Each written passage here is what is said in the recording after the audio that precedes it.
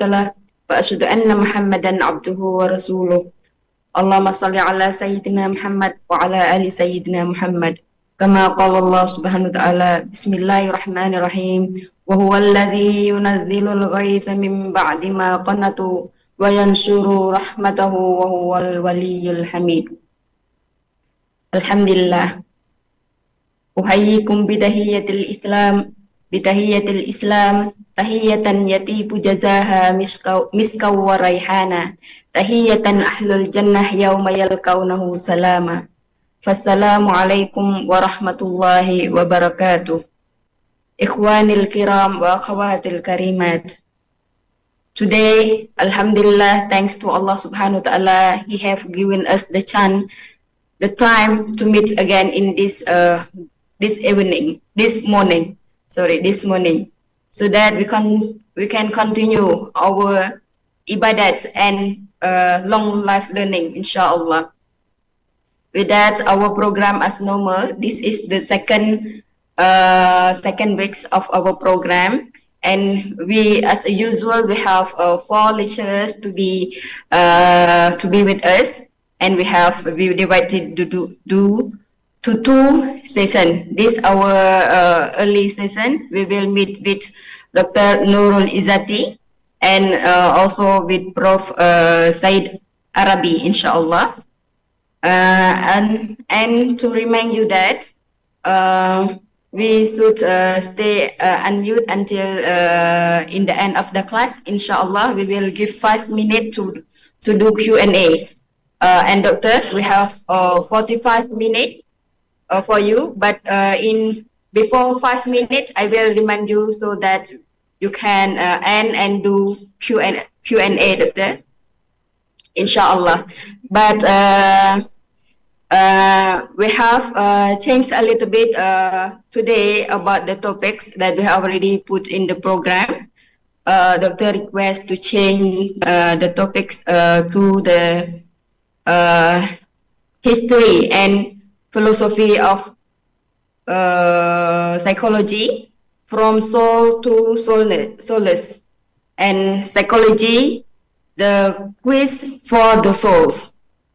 Without further ado, inshallah, I'm invited Doctor to present his lectures. Falyatafaddal ma'jurah, Doctor. Okay, thank you so much. Assalamualaikum everyone, and a very good morning. I thank everyone for joining this session. So this is the title of my presentation today. History and Philosophy of Psychology, from Soul to Soulless Psychology and the Quest for the Soul. So this is basically the theme that I would like to send to everyone, that we are going to look at, these are the overview for my presentation. We are going to look at how psychology transition from philosophy to science, and how do psychology describe man. We are going to look at the ontology, epistemology, axiology of psychology, schools of thoughts, key figures work, as well as we are not going to look at all schools of thoughts. We are going to look at some, and we are going to look at what are the missing elements in understanding man. And lastly, in the conclusion, we also look to we are going to somehow highlight why do we need an alternative to have an why do we need to have an alternative perspective, and how to do that. So this is the overview of my presentation, and before that, I would like to start man, because psychology will deal with human. We have looked at last time, the introduction. What are the definition of psychology? We take the definition of psychology as a scientific study of human behavior and mental processes. But now, I would like to emphasize again, hopefully we can go back again to what is man from the Islamic tradition. And this is the core, the foundation that we have to hold on to in order to understand man. So I have taken this explanation from Professor Emeritus Noraini, Prof. Noraini's paper. So these are the description of man in the Islamic tradition. So man is basically, we start from Allah. So our creation is basically the best creation. For example, in Quran, Allah has said, indeed, we created man or human in the best form. So labeled as Ahsan Takwin. And we do carry attributes of Allah, but of course, in a muted form. So before we come here, we have made a pact with Him. And then, so after Allah has completed the skeleton once, our mother conceived us. So after He completed the skeleton, then God breathed His spirits to us. And then this give rise to another entity, which is the self, or known also as the nafs. So because of this, man in general, man here refers to human, is not of this world, but we are both human and divine. We are basically a paradox, which is a continuum. We are from two opposite realms, which is the celestial and terrestrial. We are also an abid as well as khalifa. Because of this dual nature of man can choose his path. He can move towards the perfection, which is the divine revelation, or which is the divine nature of man, because we carry the names and attributes of Allah. Or we can go to the lowest of the low, or known as asfal safilin. If we only look at the terrestrial parts of man, the physical parts of man, the animal parts of man, and if we follow only the bodily desire and become attached to this bodily desire, we are going to be the lowest low. That is why man's life is a journey to know himself and to becoming the divine's name, as well as to return to fitrah. And I would like to reiterate, the quotes from Al-Ghazali's book, Happiness, The Alchemy of Happiness, in Al-Ghazali's thesis, in the sense that the man who knows himself knows God. So we need to know ourselves in order to understand God.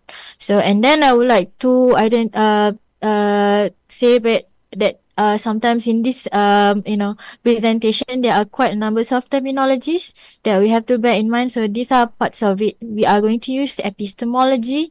So it's basically emphasizing on the various approach uses in discovering and generating knowledge. We have ontology, the reality of the truth. We also have the ideology with emphasis on the values. We have teleology, the purpose of the knowledge. We also use mechanism. So this refers to the doctrine of natural processes that are mechanically determined and capable of explanation by the laws of physics and chemistry. And lastly, empiricism. So this is the pursuit of knowledge through observation and experimentation. So here, when it comes to psychology, again, if you can flash back, last week, lecture, that somehow the definitions can be, the study of human mind and behavior, or the study of the soul. So it cannot be dated back 2,000 years ago. So one of the scholars that discuss what man is Plato. So Plato somehow believed that in man we have soul, and soul is basically alive, and it is immortal. So he also believed in the concept of reincarnation. Because of that, when a person dies, the soul does not die, but it just simply withdrawing from the body. And he also described, three parts or three components of the soul. Soul have the rational, emotional, as well as the appetitive.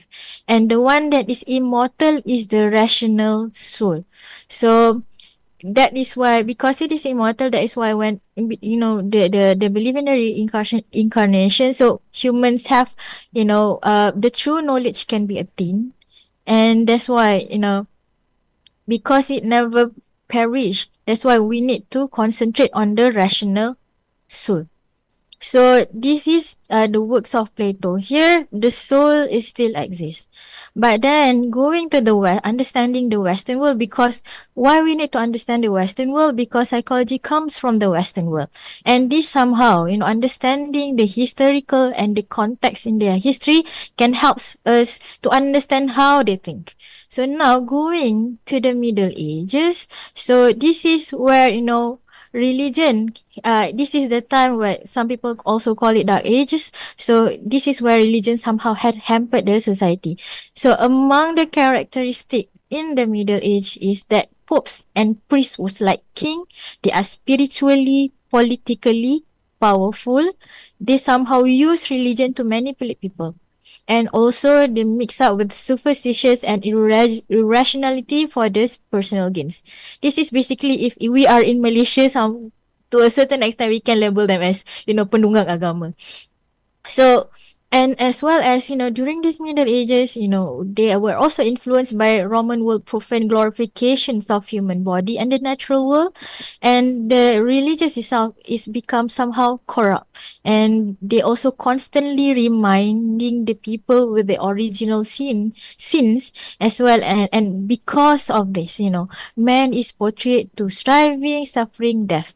So this is quite, a sudden part of men, and for that, they somehow struggle to escape or break free from these dark ages, and then comes the Renaissance, or what we call as Enlightenment. So during the Enlightenment period, this is where they become liberated from the church. So they start to break themselves down from the church, liberated message from the old religious bonds. So they try to advocate new ways of thinking. So what are the new ways of thinking? Use rational. You have to use logical interpretation of the world. They started to reject revelation as a source of knowledge, and they facilitate the scientific revolution. So many of the doctrines of religion replaced by the observation of the natural world. So they start to look for knowledge again, but they don't look back, or the origins of the knowledge that they want to create is, they don't refer back to the revealed knowledge, which is the Bible and so on, but they start from scratch, which is observation of the natural world. And more importantly, the inventions of machines had somehow become the model to understand man. So how to understand man is they compare it to machine.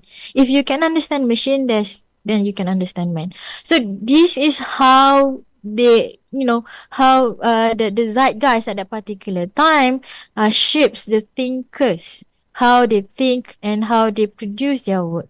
So gradually, the church dogma was replaced by the very thing it had opposed before, which is direct observation of nature. And, this transition is not, immediate. It takes time. It was steady, slow, painful, but it works. So in the Renaissance, there are many scholars. Parts of some of them is Galileo Galilei, as well as Isaac Newton. So Galileo Galilei, as we know, the one who invented telescope. So he explains the world. He viewed the world as a perfect machine that can be understood using in mathematical terms. And he also tried to explain, some of the human experiences, or some, for example, behavior, in terms of mathematical or physical concept, or physics concept. So, for example, he proved Aristotle's contention that heavy object fall faster than a lighter object to be wrong. He uses, he demonstrate that whether it is light or heavy, they can fall at the same rate. So this is methods, which is experimentation, demonstration, and for this, behavior or motions can be understood because they are governed by a single set of mathematical laws. And this can be explained in terms of external forces. And this is very important. Why? Because previously in philosophy, etc. So in philosophy, basically, we know that human behavior describe, what are the things that influence behavior is from the inner part of self. It's either your motive, your urges, your appetite. But this time around is different. It's from the external force. This external force and can be measured and can be calculated, can make us understand human behavior. And this is basically important because here is when human experience is inferior to the world outside. And he also extends this idea to his ontology of reality. To him, when it comes to reality, there are two parts, objective and subjective reality. See, the objective one is called as primary qualities. They are absolute, objective, immutable, and capable of precise mathematical description. These include quantity, shape, size, position, as well as motion. The subjective qualities, which is the secondary qualities, is basically subjected to our experiences like color, sound. So those are based on our interpretation. And to Galileo, the one that is important is the primary one. So this again makes human experiences inferior to the world outside human experience. Similarly, for Isaac Newton, he is basically religious because he believed that because God made the universe, studying it objectively was a way to understanding God. So he conceived that the universe is a complex and lawful machine created by God. Again, although he is a religious, but this is the mechanistic value that he carried, believing that the universe is like a machine. This, because, man is parts of the universe, man can be understood as well as based on machine, how machine operated. And if we cannot, machine can be understood using law. So if you understand the law, how this universe operated, you can understand how man's operated. And this somehow law, can be expressed in mathematical terms. So what are the implications of this belief? So here they have started to, focus on empirical observation, mathematical deduction, and this somehow has stimulated scholars in all fields. And they launch a spirit of curiosity as well as experimentation.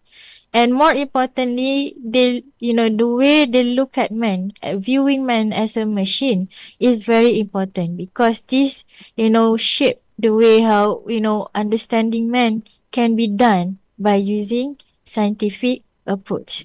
And these two are very important and very influential.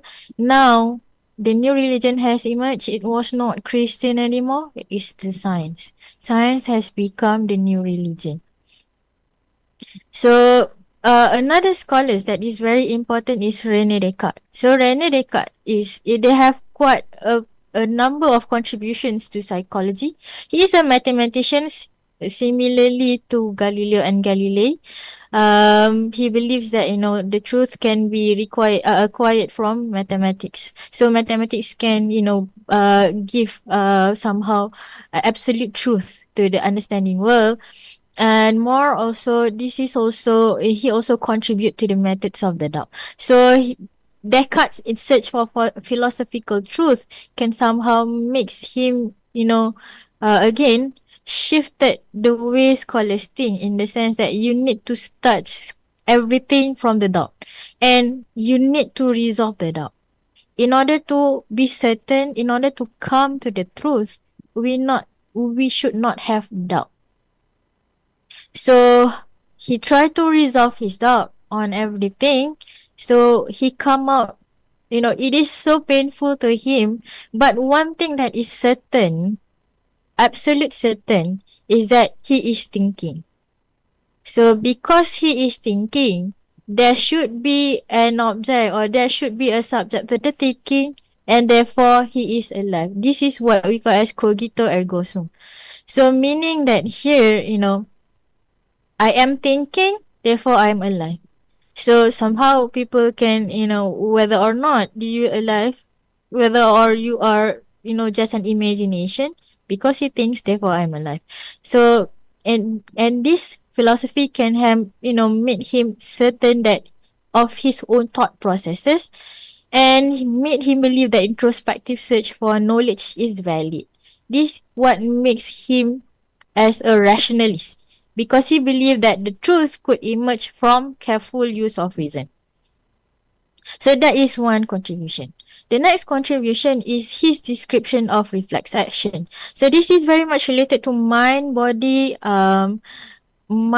relationship. Previously, before, prominent ideas with that only mind, influence body. But to him, no, it's not that only mind that influence body. Body can also influence mind. And this, although this seems like normal now, but this is quite revolutionary at that particular time. So one parts of it and how does body also influence mind is based on his description of reflex action. So these are how the process happens in general. So when we sense and then sense stimulated and then wire-like filaments from here exist moves to the brain. So when they achieve the brain's open parts of the brain, then allowing the flow of animal spirit. So animal spirit flow back to the hand, then we move. Why we move? Because of the movement of animal spirit. And this is very important because this is the first time where reflex action is discussed based on biological or physiological perspective. So here, reflex action is not only, what causes is because, our brain interprets it to move away from the sense. So, the implications of these ideas is that, explicit distinction between sensory stimulus and as well as motor response. So, reflex actions basically is not only our motor response. We sense. So, these are sensory stimulus and then it causes motor response. And he tried to, use physiological model to explain this. And this explanation again, explain the mind-body intersection if mind and body are two distinct things. And they are interconnected. Where does these intersections happen between mind and body? And to him, this happen in the brain. And this is also important. Because it, again, influence other people's idea. So when it comes to John Locke, so John Locke is British empiricist. And he disagree with René Descartes here. Because he is a rationalist, so he believes that, we can achieve truth to mind, but René Descartes believed the other way around. He believes that somehow we are born blank slate, tabula rasa. So how do we acquire knowledge? We acquire knowledge solely from our experiences. So this is very significant to psychology because the way we experience, the way we acquire knowledge through our experiences. He emphasized on the experiences, instead of what happens inside. He connect our experience with the outside experiences. So he reject René Descartes' innate ideas. So he believed that people are born blank slate. So because he believed that, we acquire knowledge from experiences. So these are basically results of sensations as well as reflection. So what is sensation? Sensation is, when we sense something, and reflection is basically almost similar to perception. So when it comes to reflection, when we make sense of what we make sense, we process the information in two ways, in two types. What we call as we produce ideas. Two types of ideas. One is simple ideas, another one is complex ideas. The simple ideas is the one that cannot be, the most basic one cannot be cannot be broken down later on. But complex ideas is basically the associations of simple ideas. And these ideas of complex ideas and simple ideas is very important again. This gives implications to here. So some example of simple ideas is red and we know apple. So complex idea is a combination of red and apple. When we look something, that is a red apple. So red apple is a complex idea, can be broken down into red and apple. So this has a very big implication because it is somehow atomistic organizational structure of the mind, in the sense that something big can be broken down. So if we can understand what we broke, the broken down or the basic simple things, we can understand the bigger thing. So believe that nature can be understood best by reducing complexity to the smallest. And this, the atomistic, way of thinking, we will see later on in the School of Psychology. We also have physiological influence. Remember the reflex section explained by Rene Descartes just now? So physiological influence. So, the physiologists before the establishment of psychology, they do describe the reflex section, but now not only based on assumption, philosophical assumption, they come out with a valid, concrete evidence to understand reflex action. For example, Robert Watt know that the role of spinal cord in mediating reflex action through his experiments. He knows that reflex action, the process does not reach the brain, but the process is only occurs at the spinal cord. Bell-Magandillo found that there are two nerves that involve, which is posterior and anterior roots of spinal cord. So here they do have different functions. So the sensations that controlled by the posterior as well as the movement is by the anterior. So this somehow in a certain sense proves that parts of Rene Descartes' explanations about reflex section correct, but the difference is they can come up with solid evidences. And last but not least is Fechner and Ernst Weber. So they have come out with the ideas. Weber call it Weber's law. Gustav Fechner call it as just noticeable difference. So this concept basically can, if we change the physical measure, can our experience detected the change? So they found that no, the change, in physical measure does not equivalent to the changes in experience. So I give you a simple example. For example, you are making a cup of coffee. So you put 1 teaspoon of of sugar, and then you taste. There is no differences. You cannot taste the differences between coffee without sugar with 1 small teaspoon of sugar. But then you add 1 more teaspoon of sugar. And then if now I can taste the sweetness of the sugar.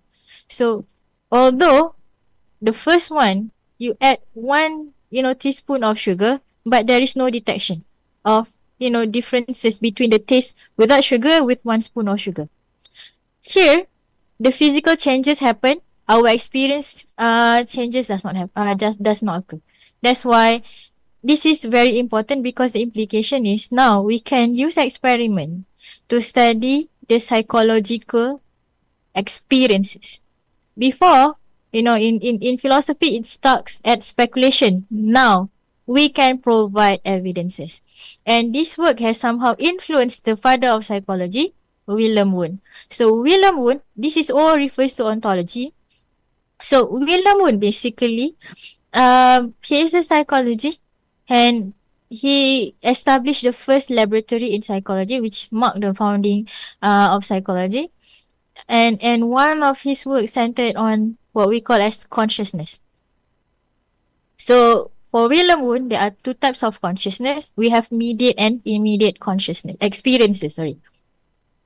So mediate experiences is referring to our experience mediated by our perception, interpretation, and inferences. But immediate experiences is a direct, unfiltered perception of the world. So to him, immediate experiences is what we need to study. And this is also echoed by his student Edward B. Titchener, who looks at the structure of the mind. So immediate experiences, let's say for example, we look at an apple or a tree, for example. So when we look at tree, and then when we see, oh, that is a tree, that is also considered a immediate experiences, because you have somehow, perceive it as a tree. Based on your experiences, you know it as a tree. But immediate experiences is you need to break down what makes you think that is a tree. So this is the subject of psychology. So how to study that? Use the experiment, particularly introspection. And they try to describe, this is what make them science. When you see the stimulus given to you, or when you only describe based on size, intensity, and the duration. Because these are the three things that is measurable. Again, highlighting the spirit of science, measurable and physical. So these are somehow the critiques given to them. This approach of studying immediate experiences is very much atomistic and structured, and it has no utility also. So what if we know the structure of the mind?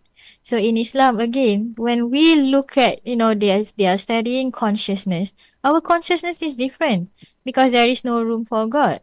And, and they dealt with the awareness in relation only to physical world, but in our for Muslims, when you are dealing with physical world, you always have to bear in mind that God is always with us. So there are the unseen parts of the elements in our consciousness. So they disagree with this school of thoughts. This is what we call as structuralist. So a new school of thought comes and offer new behavior. This is what we call as behaviorism. So this is the behaviorism. The one who found it is John B. Watson. If you still remember last class, one of the definition is psychology is the science of behavior. This is basically given by John B. Watson. And he rejected cognitive processes because to him everything can be reduced to stimulus response terminology. And he also believed that our behavior is basically a response to its stimulus. So the environment that shapes our behavior. Skinner, on the other hand, believe in operant conditioning. So this is the reward and punishment. So why do a person, continue the behavior? Because their behavior was rewarded. Why some people, discontinue the behavior? Because it was punished. So here, when it comes to this, so how do they come with this understanding? One, they use experimental methods. And interestingly, for B.F. Skinner, how he came up with reward and punishment, he conducted the study with human and animal, basically animal. And for this school of thought, they made no distinction between man and animal. So when it comes to the Islamic perspective, some scholars, I'm not saying that this is wrong, but some scholars highlight the similarities of Watson's and Skinner's, way of thoughts. For example, our behavior is a response of stimulus. Therefore, we have to make sure the environment is good enough so that we can, perform good deed. So here, emphasizing on the importance of environment. Some people do also compare, the reward and punishment to some concepts of heaven and hell. But the interpretation should be done in cautious.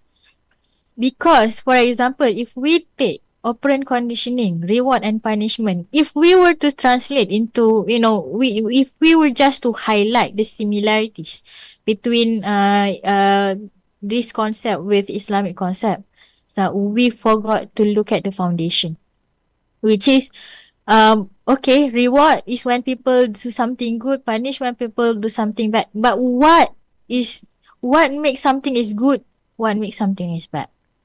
Here, based on B.F. Skinner, something good and bad is not similar to halal haram in Islam. Halal and haram, it is in the law, in fiqh. But here it's solely based on person judgment. So it can, it can moves. So here the moral, when we want to, the moral aspects of man is not based on, on the divine knowledge. It is solely based on the interpretations of the individual. That's why it is not only, we should not only look at the similarities, but we should also look at the foundation of the ideas. Huh.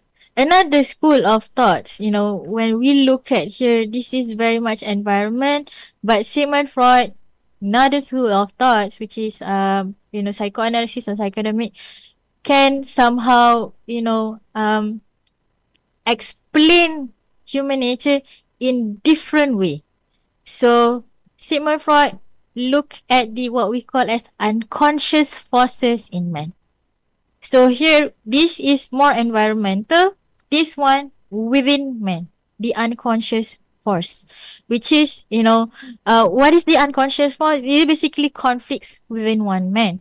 But when it comes to Freud, he emphasized sex as the precursor of abnormal behavior. For example, hysteria was a result of childhood sexual abuse by parents or the adult.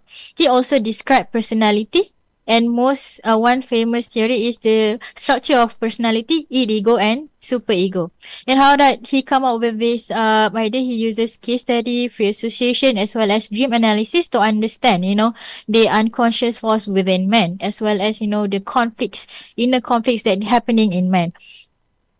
So one of the critics is he overemphasized on sex and he rely on the limited sample case. But more importantly, this is what I want to highlight. So some of the scholars, highlight the similarities between id, ego, and superego. What is id, ego, and superego? It is basically you can say our hawa. It's we can say that it's ego and superego. It's the pleasure principle. Whatever we want, we want. Ego is basically ourself, maintaining the balance between the conflicting force. Another one is superego. Superego is moral values. So, id and superego is always, in conflict. I want this. Id say I want this. Superego said, hey, you should not want this because this is immoral. This is wrong. They are always in conflict. So some scholars compare this with nafs al-ammarah, which is the commanding soul, the state of soul characterized by inclination towards evil and wrongdoing. Nafs al-awwama is basically they compared to ego, which is the transitional state. Soul begins to feel remorse, and last B is the super ego, the moral principle, is compared to nafs al-mutmainnah. Nafs al-mutmainnah is the highest state of soul characterized by peace, contentment, and submission to God. My take on this is you have to look again. Why? Because for Sigmund Freud, id, ego, and superego is only the structure of the mind. But nafs al-awwama, al-mara, al-awwama, al-mara, al-mutmainnah is the results. Meaning that, in Al-Ghazali, he described there are 4 tendencies of man. So with this 4 tendency, at the end of the day, this is what, who we are, our personality. Either we falls amarah, lawama, al-mutmainnah. So, for Muslims, mutmainnah is always, our target. We try to strive to be, achieve nafs al-mutmainnah, but in Sigmund Freud, ego is always there and it always be in conflict with it. So again, my take is we have to be cautioned when we want to Islamize. We should not only look at the similarities, but we need to look at the core or the foundations of the ideas. And last but not least is this is humanistic school of psychology. So this is where this is what we call as the third force of psychology. One of the prominent scholars is Abraham Maslow. So this is where they started to look again at the positive side of man, which is Maslow's hierarchy of need highlight the need for sexual self-actualization. So the less so this is his idea. So one when it comes to critics, so scientifically, this is paradigm shift from abnormal behavior. So this one, Sigmund Freud basically talk about abnormal behavior such as hysteria, anxiety, um, but and then Abraham Maslow looks from a different point of view. So instead of abnormal behavior, we should look at the human potential in the sense that all human beings have the potential to be self-actualized, reach the highest human potential. So when it comes to these ideas, so we can see that if we fulfill our needs, by hierarchy, we can go to the upper needs. And last but not least is self-actualized. We can achieve our own potential. But one thing about this theory is that it is very self-centered in the sense that, uh, although they promote, the positive nature of self in comparison to fitrah, we are born good. At the same time, it is very much self-centered and individualistic. For example, if we look at the character of self-actualized people, people are less concerned with other opinions of others. And this is something that we have to look again. Let's say, for example, if looking at the identity. So if one person somehow have the identity, for example, a man sometimes in the sense that I am not, he is born man, but he said that okay, I don't feel like I'm a man, so I have to be who I wanted to be, which is a female. This is fine according to the theory, because if he is okay with that and he is somehow think that that is his true potential, if he is happy, what makes him feel good, go for it. Because at this point, if you look at this theory, there is no room for God. There is no room for religion. The good and bad is very much centered on self. So this is among the critics. So if we were to compare again, we need to not to look only at the similarities, but we have to go back to the foundation. So I would like to skip this. So this is what can I conclude from the Western psychology. So if we look at the ontology, so man somehow has reduced to the material world. Consciousness, you look at how do you react to the stimulus. God is not there. We reduce ourselves to behavior. God is not there.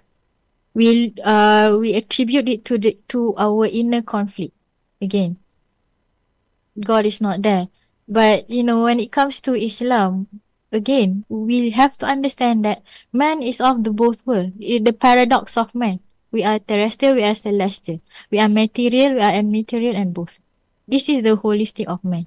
But the way Western look is somehow atomistic. So for psychology, we only aim to describe, explain, predict, control. These are somehow based on science. So in the sense that they just want to describe it ends on the descriptive level. But for Islam, why do we need to understand man? Why do we need to understand ourselves? So that we can reach nafs al-mutmainnah. We can return to fitrah. Again, we have the attributes of Allah. We want to be the asfal safilin.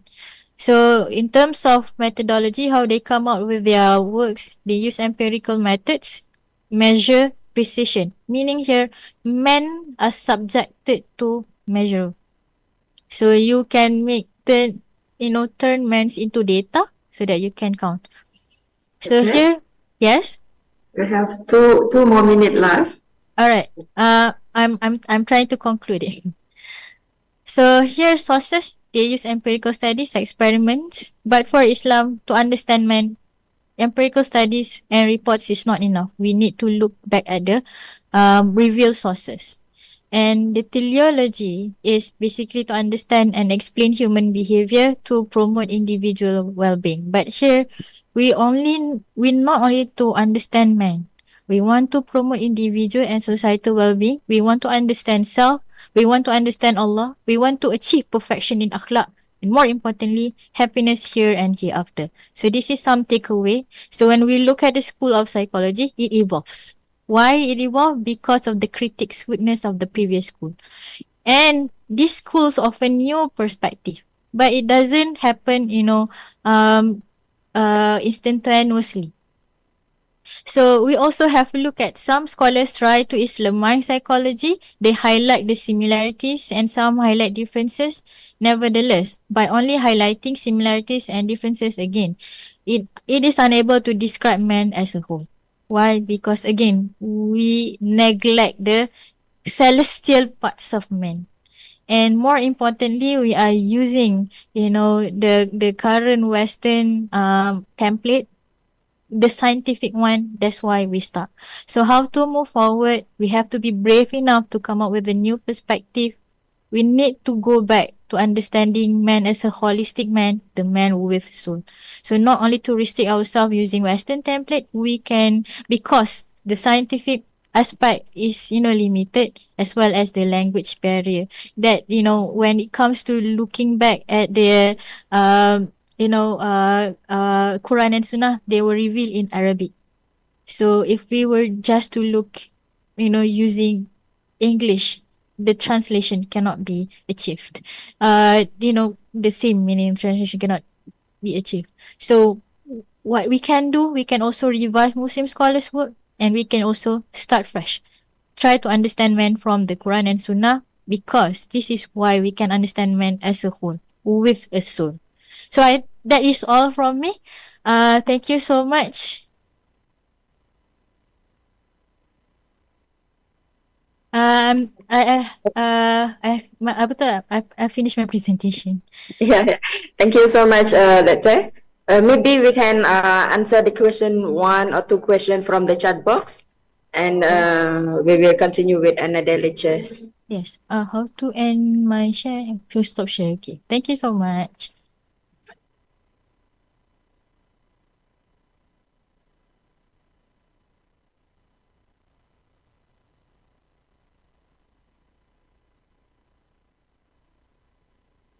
There is a question in the chat box, Dato.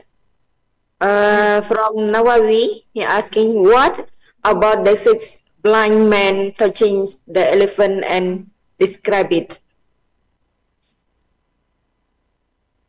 Very close to all of it.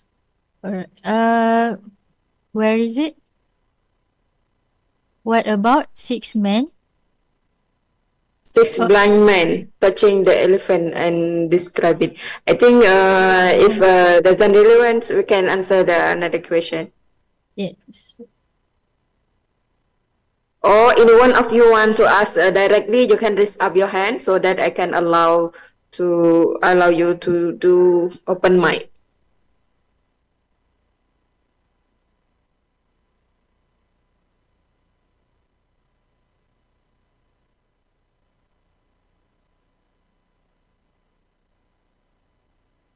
You can raise up your hand so that I can know.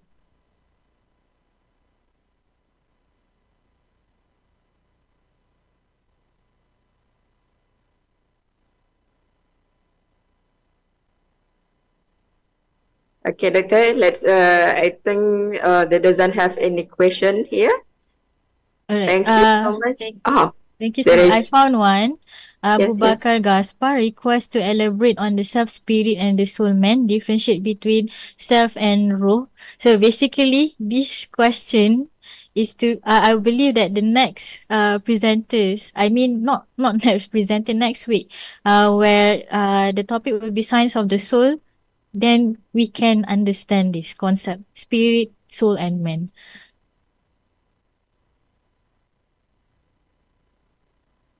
Hello. I think that's all. Thank you so much. Thank you so much, Doctor, inshallah. And thank you for your wonderful sharings today. And inshallah, the slide, I will give it to the group participant, inshallah. And with that, thank you, Doctor. Inshallah, we will meet you again in next session, inshallah. Thank you for your sharing. You're welcome. So, thank you too. Sister Anju, are you here already?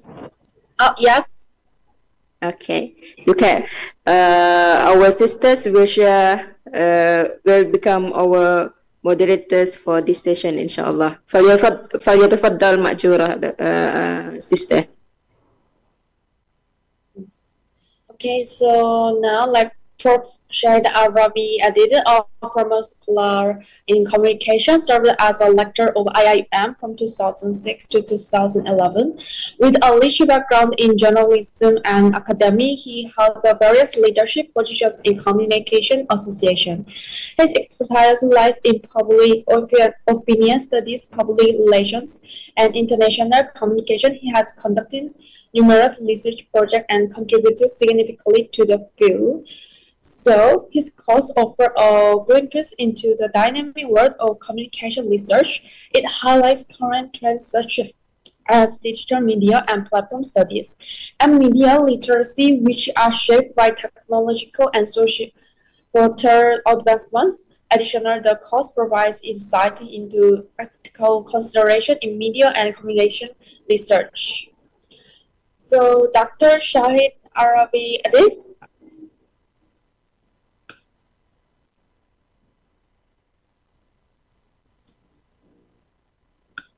Hello, Yeah, Doctor. okay, thank you. Yeah, Oh, yeah.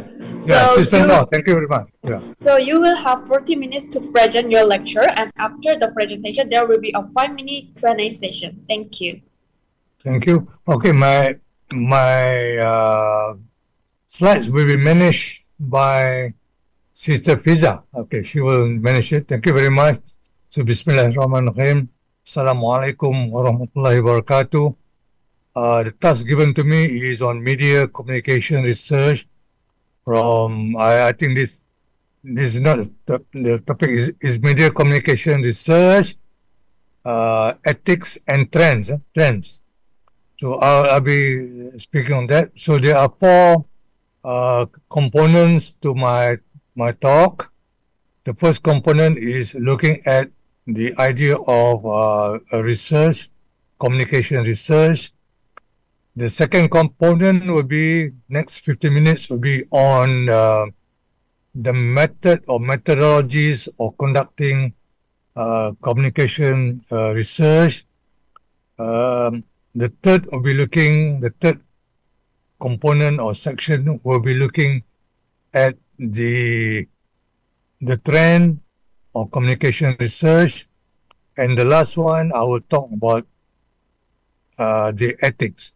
So this is a very a fast lecture, and I hope to be able to complete it by 10:30, I think. Yeah. Okay, Fiza, next. So the first part of it, looking at communication research within the context of the Islamization of knowledge. Islamization of knowledge. So Fiza, next. So the communication, you look at Islamization of knowledge, there is the element of theory and the element of practice. Or you're looking at the understanding of Islamization and putting it in terms of our understanding of it. Oh, I'm stuck with this. Fiza, no.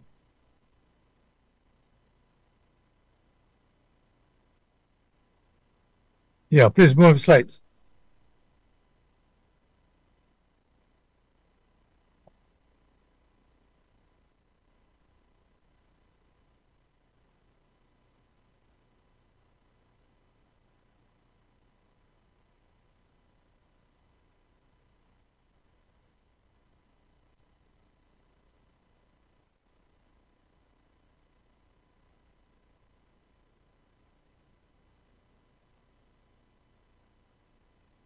Okay, Islamization of knowledge is a process that takes place on two fundamental levels, the theoretical and the practical. Theoretical, I think, has the previous speakers already mentioned, we have already talked about it, Islamization of knowledge. I'm just bringing down Islamization of knowledge to the idea of Islamization of research.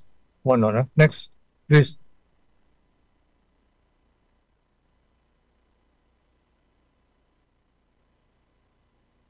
Oh, you're stuck.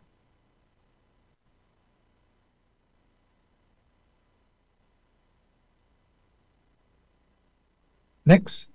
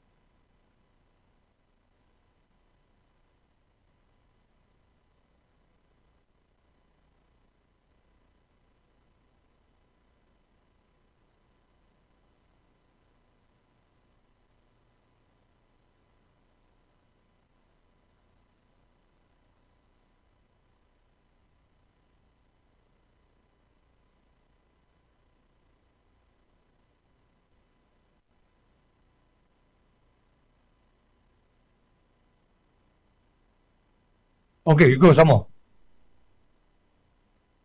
We can see now. We can see now. Okay. Thank you very much. So why do we do research? The first speaker just now, Dr. Nurul Izzati, talked about the Western ideas, the Western philosophies. That was the idea that they have. Now, research, why do we do research, is for us to get for our own self data on the ground and to do research on our own so that we will be able to understand God's creation. We were able to understand we are able to study man and society itself. So the power is on us as Muslims to acquire knowledge by conducting research by our own self. Of course, when I am saying individually, I'm also meaning that we can also work as a group to do research. Yeah. Now I put that man has a Khalifa on earth. We like to study the phenomena, discover and propagate the laws in society as God has given it to us. So knowledge is so wide that it is incumbent on us as Khalifa on earth to understand the mystery that has been endowed by Allah subhanahu wa ta'ala. Go next.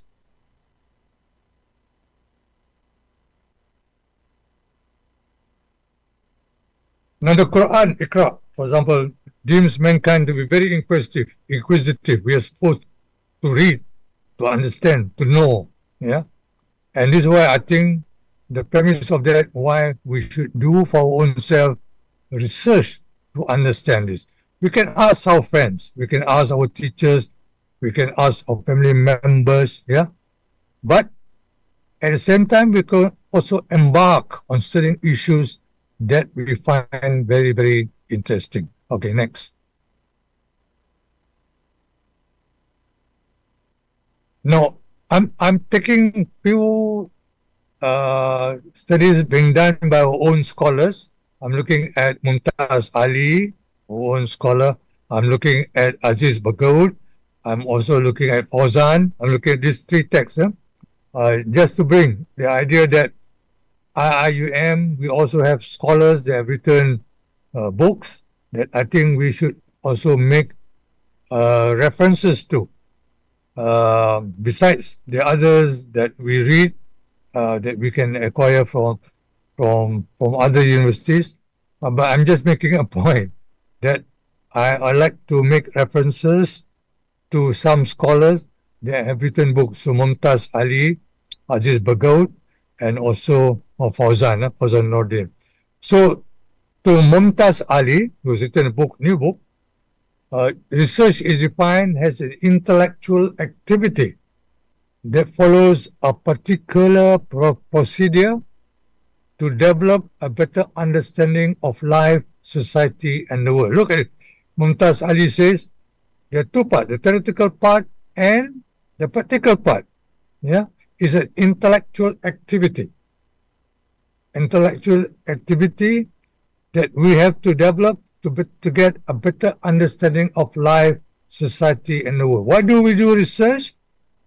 We do research to have a better understanding of life, society, and the world. It's very, very clear that what Mumtaz Ali has said. Okay, next.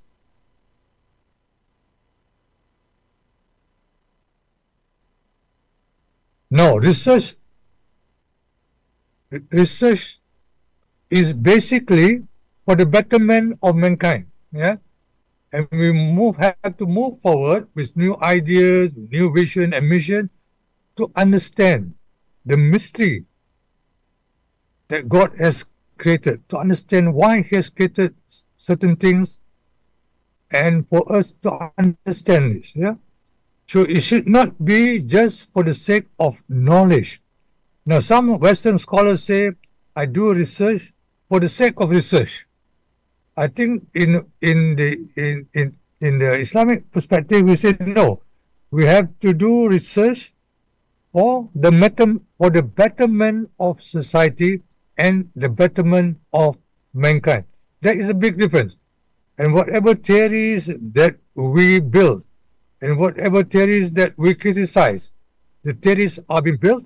The theories that we criticize are to make better theories that are eventually to be applied, or if not to be applied, to give us a better understanding for the betterment of society. In other words, we do research to build the theories or criticize theories for us to have a better understanding of ourselves, of the Ummah as a whole. This is very, very important. Why we conduct research in our department, in our own university, or even with other scholars in other universities. Okay, next.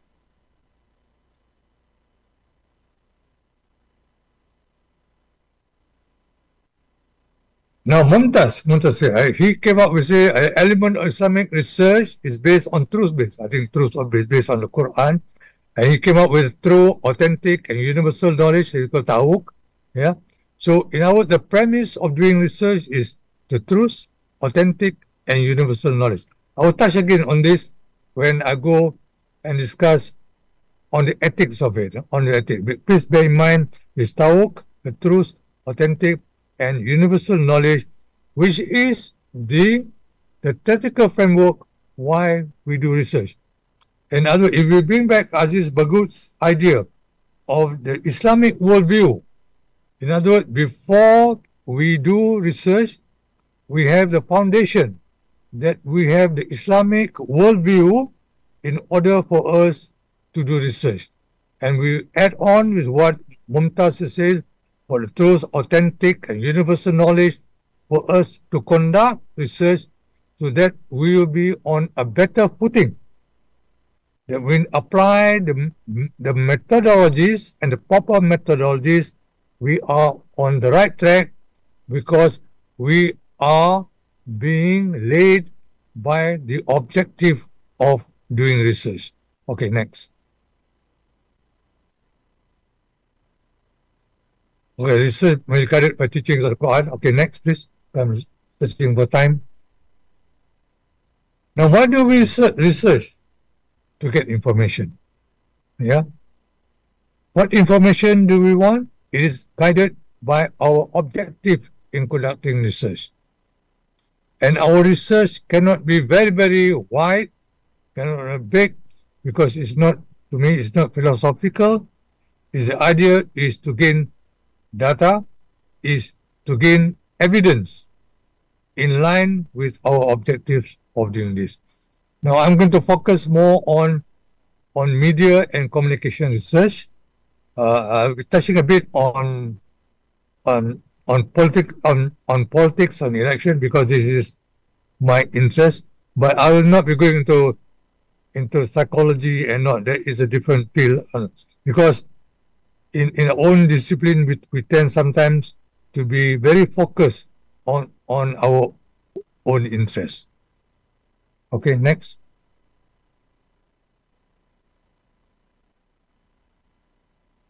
So in order to us to conduct research, we must come up with an objective. What is the objective for us in conducting this research? So we call it a problem. What is the research problem, or what is the academic problem? It's not your personal problem. Your personal problem is different. It's an academic problem that will enable us to conduct research. Yeah. Now, for you who will be doing your PhD or your masters, and you are going to conduct research, this is in line. You have to discuss the problem with your supervisor. So your supervisor should also be interested in your academic problem. If you are interested in one academic problem and your supervisor is not interested in that topic, my advice is change the supervisor, or you change the topic, or you change yourself. You have to get a topic that is of interest to you and of interest to the supervisor, so that he or she may be able to guide you in finishing your PhD or your master's program. Okay, next.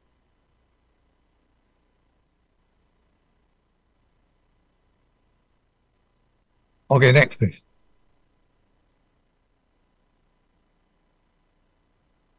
Okay, next.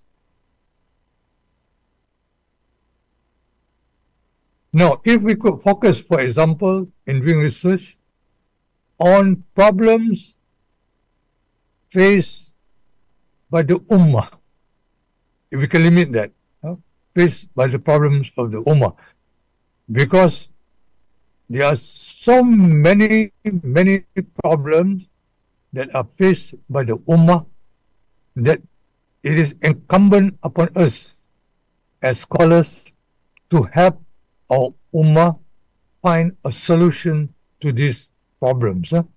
Now, Muslim societies are not known very well for their research. They might be known in the past, but in the last 5 or 6 decades, we are not being noted for our own research. So I'm making this assumption, given the numerous names that we have not been able to push ourselves to be well-known scholars in conducting research in order for us to solve some basic problems faced by our own Ummah. So next. Okay, next. Next.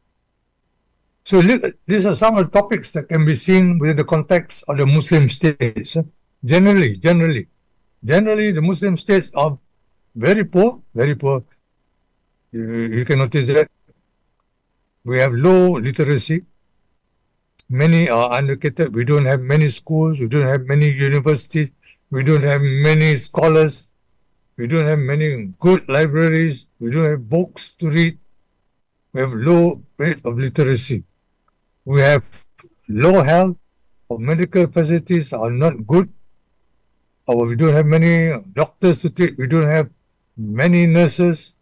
So we need more schools. We need more nursing schools in order for us to produce nurses. We have malnutrition, not enough vitamins, not enough fish, not enough meat, not enough. We have not enough. We are rich in not enough. Yeah. And we are very poor in enough. So, and we are prone to conflicts. This is part of the Muslim states that we are in. Okay, next.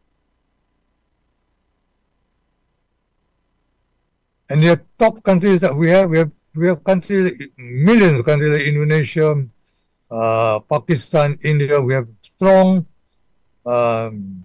big Muslim population. Even in China, we have that. In Nigeria, of course, we have Egypt, Turkey. But I'm sad with the wars going on, and the Muslim population may be dwindling instead of increasing. Okay, next. And we are also very poor states. I've been to Gambia, I've been to Guinea,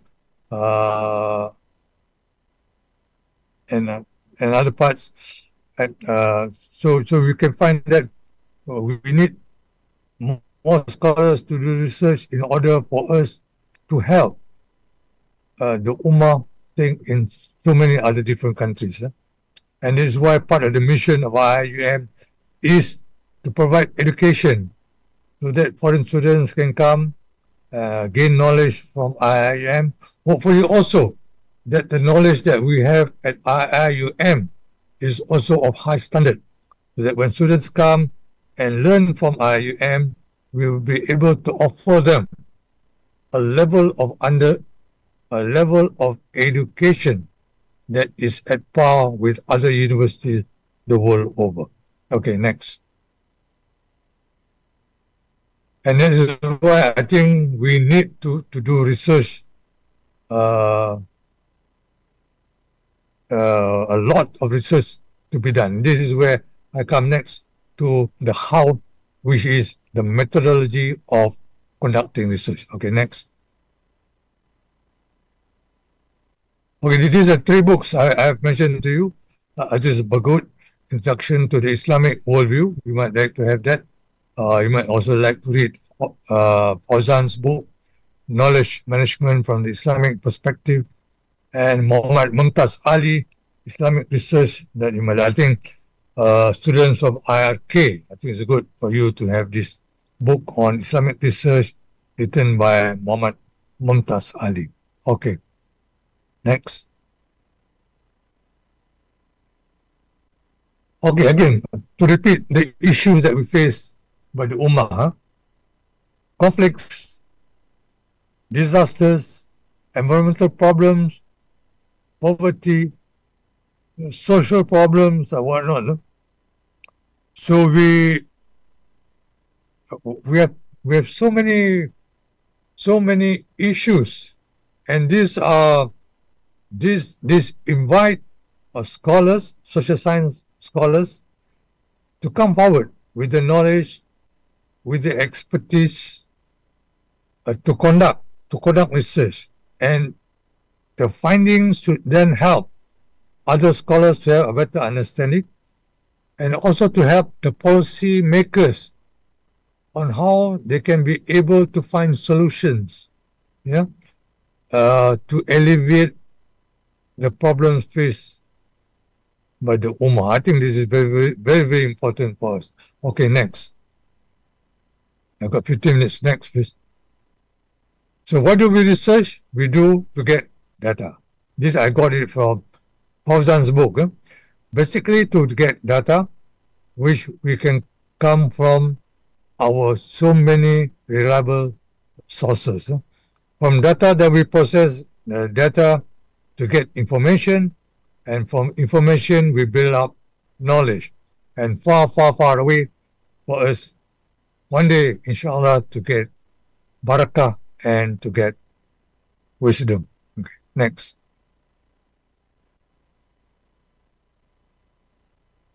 Now, when we do research, we're able to get a better understanding from the data, from the reliable sources. Reliable sources is not only from interviewing people, but the reliable sources can also be what I would call here newspapers, documents. I'm also looking here not only in social science, but also scholars who are doing in humanities. They also get data. So we must be doing. So what are the methods of doing research? It's not just to read, to get more information, but for us to go on the ground, to ask people about their opinion, their problems, and also to ask people what they think should be the solutions. we must not misjudge them and say that because they are uneducated, they are not able to offer solution. I think we miss that. They might be poor, but they can be able also to offer solutions so that they will be able to overcome the state of poverty. It only means that they need help to overcome the state of poverty. So next, I'll be touching on various methods that we might use. Okay, next please. Okay, we have three different approaches, the quantitative, the qualitative, and now the mixed method. Some will say qualitative is separate from qualitative, is separate from mixed methods, but Creswell will say quantitative, qualitative are at different ends of the continuum, and the mixed method is in between. I just wanted to mention to you, COVID, what happened in COVID in 1920 something, has changed a lot in the study of methodology. Has changed a lot in things. I was used to doing a survey face-to-face, but after COVID, my colleagues the world over have found out that it's now difficult, it's very expensive now to do face-to-face interview, and they are now resorting to online phone calls or whatnot, but the problem of reliability and validity comes in. So this is a big problem, and it invites scholars not only to talk about the method of doing research, but also the problems of faced by the methodologists themselves in conducting research. I think this is very, very good for us. So I'm putting forward three approaches, the quantitative, the qualitative, and the mixed methods. But within the quantitative, qualitative, there are also other approaches that you should be aware of. Okay, I'll explain to you a bit. Next. Okay, this is the type of research we have. Yeah, we have the application. You can have a pure research. You have applied research, and then you go descriptive research, exploratory, and then you have inquiry mode, mixed method, qualitative method, quantitative method, and then you have now a survey, and not only survey conducted by face-to-face, by phone, by computer, online. Now you have this. So survey method, and then you can send your questionnaire by post. Now you can also send your questionnaire by WhatsApp.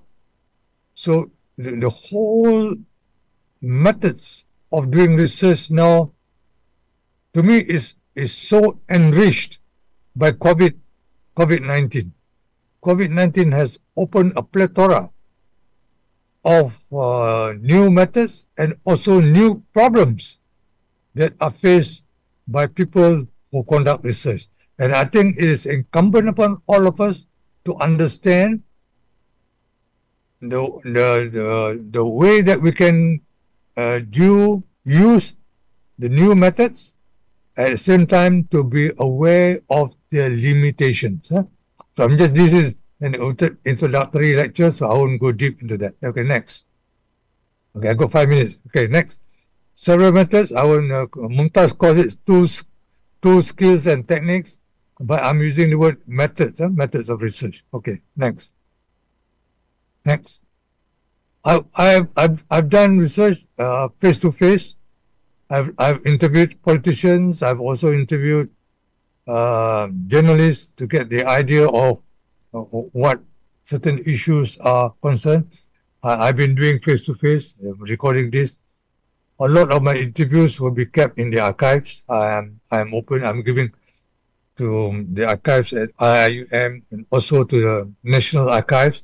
National Archives has agreed to take all the interviews that I've conducted with the political leaders. At the same time, I've also used my students to conduct. When I conduct courses, in methods, I sometimes take my students around to ask them really to conduct research. You can see in the next slide. Okay, next. So we took the students to Parapuk some time ago. We interviewed the villagers. I took them for a two night stay in Parapuk. We stayed in a hostel there. The villagers were very, very kind. The Rela troop was very kind. They took care of our students. So I just want to share your experience that when you teach method, please don't just teach them in classes. Please take them on the ground so that they will be able to understand better. Okay, next. Just a video for you.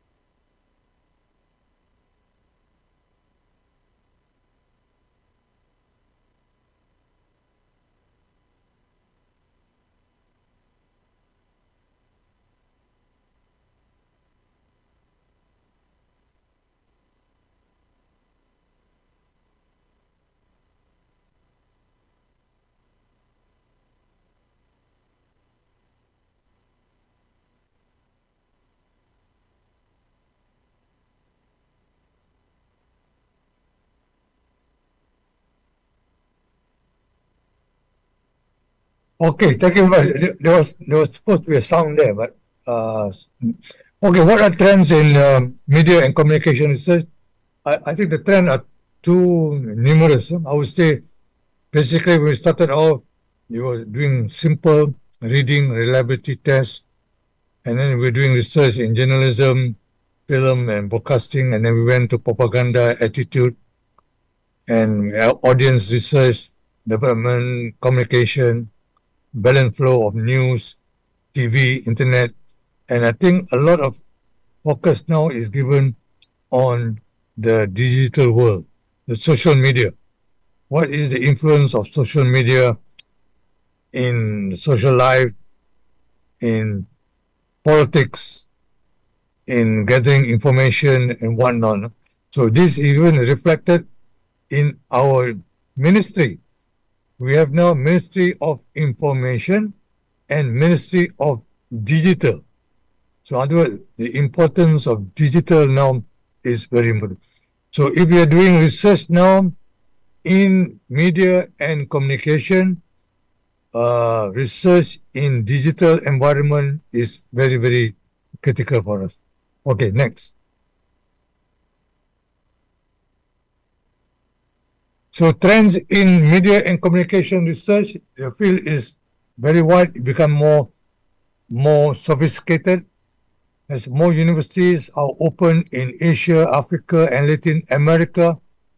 There are more now what I call the greater exchange of ideas. We have now, for example, conferences next week we're going to have in our department.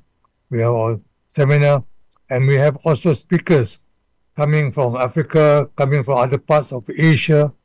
So, in other words, when we do research now, it's not no more in isolation. And the problems that we face are also the problems that are being faced by other societies in other parts of the world. So we have to be very, very conscious about that. Okay, next.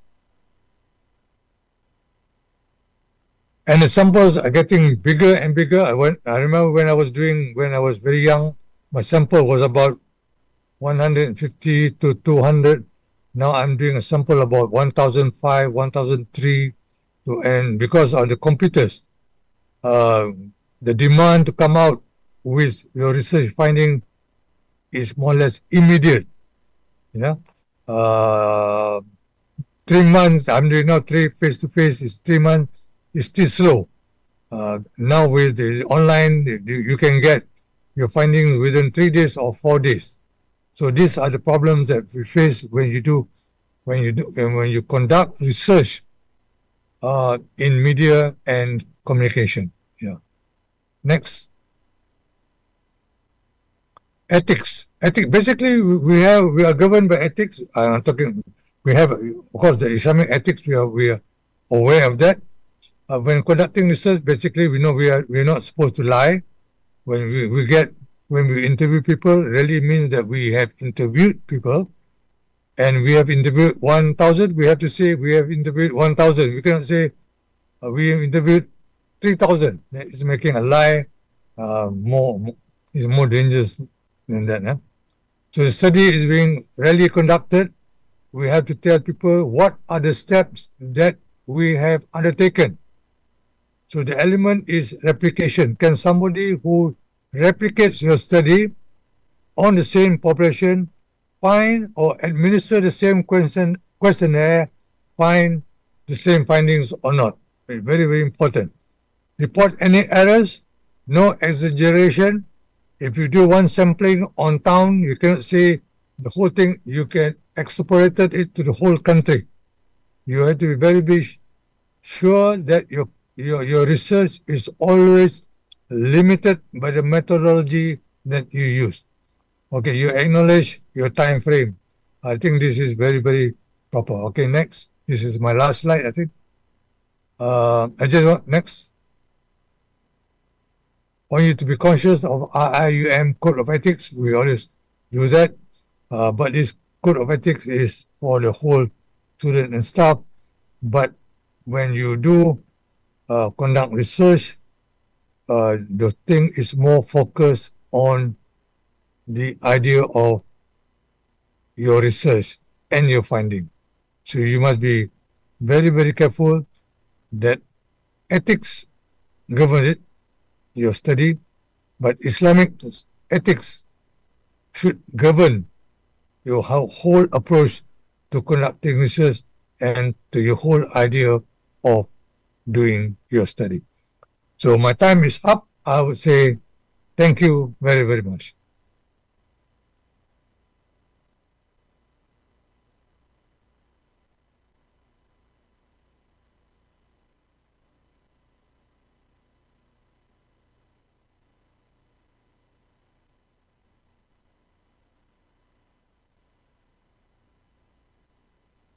No, you need to unmute. Sister, no, you know.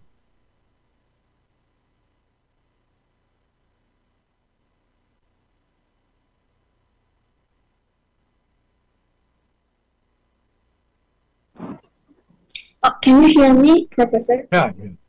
Okay, now let's have a Q&A session. If you have any questions, leave them in chat or raise hand, please.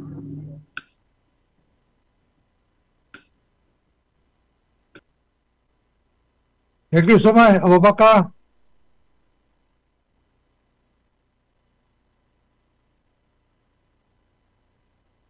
Thank you so much. So,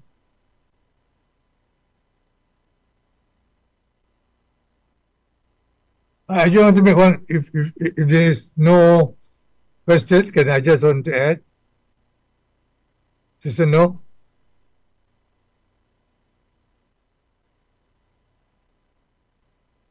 Thank you, Abdullah Ali. Yeah, okay, Doctor. Yeah. Oh, Doctor, have a question. Yeah. Isa Musa. Professor, between research and theory, which come first? That one is one of the question.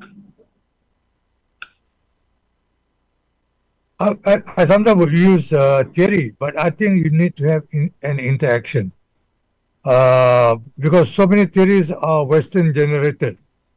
And the population is the theory is based on the population in which the theory is generated. I think that's what Dr. Nurul Izzati was saying. The whole theory is formulated based on the population of your study. And if your population of your study is not universal in taste, you might come with a theory that is Western centric. An idea for us is to have theory that is, if possible, is universal in character, or at least to be, for us, from Muslim, it should be Muslim centric. In other words, the theory should be able to help us to understand the problems faced by the Muslims, at least. Is our theory then be able to predict what will happen to us in the next few years? So that is the strength of our theory.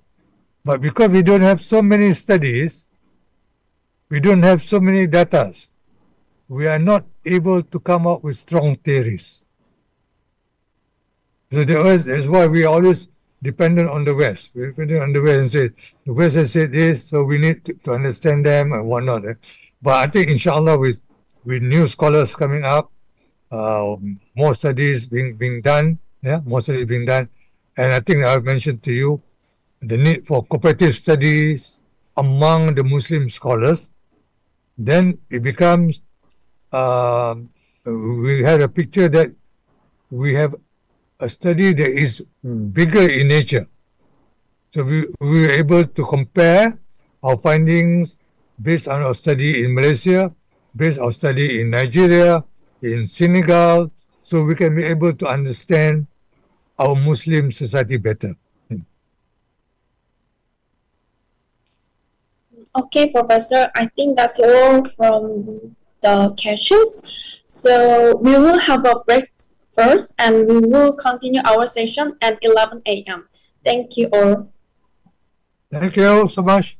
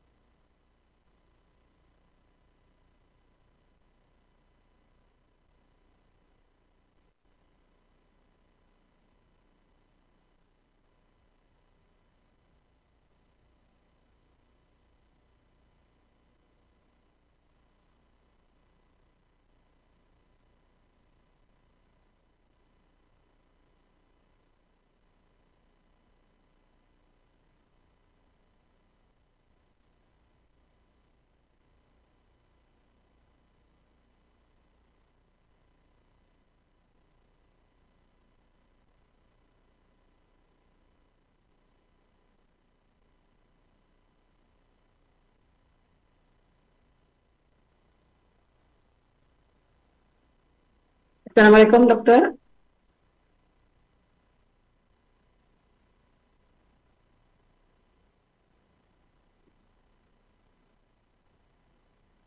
Waalaikumsalam. Am I audible? It clear was Doctor, yeah? Yeah. Am I audible to you? Yes. The voice is okay, clear. Okay. Screen is clear? Yes. Screen is clear appearing? Yes. The screen is clear now. Okay. Okay. We can start our class, yeah, Doctor. Yeah. Bismillahirrahmanirrahim. Alhamdulillah Rabbil Alamin. Wa bihi nasta'in wa ala alihi wa sahbihi ajma'in. Assalamualaikum warahmatullahi wabarakatuh to all our participants. Now we coming the second session, and inshallah, as usual, we already known our lecturers, our speakers, Dr. Fauzi Muhammad Fouz, Dr. Zacky, Dr. Zacky Muhammad Fouz. He already gave us the lectures last week, inshallah. Today we will continue to listen from him about the Islam and politics preliminary philosophical inquiry, inshallah. So without further ado, doctors, you have 45 minutes, and inshallah, in the end, for 5 minutes, we will have Q&A for question and answer, inshallah. So the mic for you, Doctor. فليتفضل مأجورا. Okay. Thank you very much, Sister Julia. And so I think we met in the last week as well. In that session, we discussed many important basic ideas about political science. So just a short brief review of what we have done in the last week for those who absent, and which is the last week we actually discussed two important things. One is to understand the term politics. Politics, we identified three important meanings are assigned to politics by the political scientist, and one is politics as an art of government, which is one of the oldest meanings. We discussed about that. The second one is it is a socially embedded activity. First meaning of art of government is a perspective coming from political leadership, because those political leaders are actually governing the community. So it comes from that perspective. The second meaning was a socially embedded perspective. We say sometimes that society is engaging in politics, authorizing the power. So politics needs to be seen from the perspective of the society. The third meaning we explored last week is the power. Politics is about just a act of seeking power. So then we discuss about political science as a field of study, and I reminded you all that political science, when we read the definitions, we usually encounter an idea that political science is a study of the state. It's a science of the state, how the organization of the state and the duties of the state as such. So today we are discussing, as I promised you last week, we are discussing one of the important and also a controversial topic, Islam and politics, and a preliminary philosophical inquiry.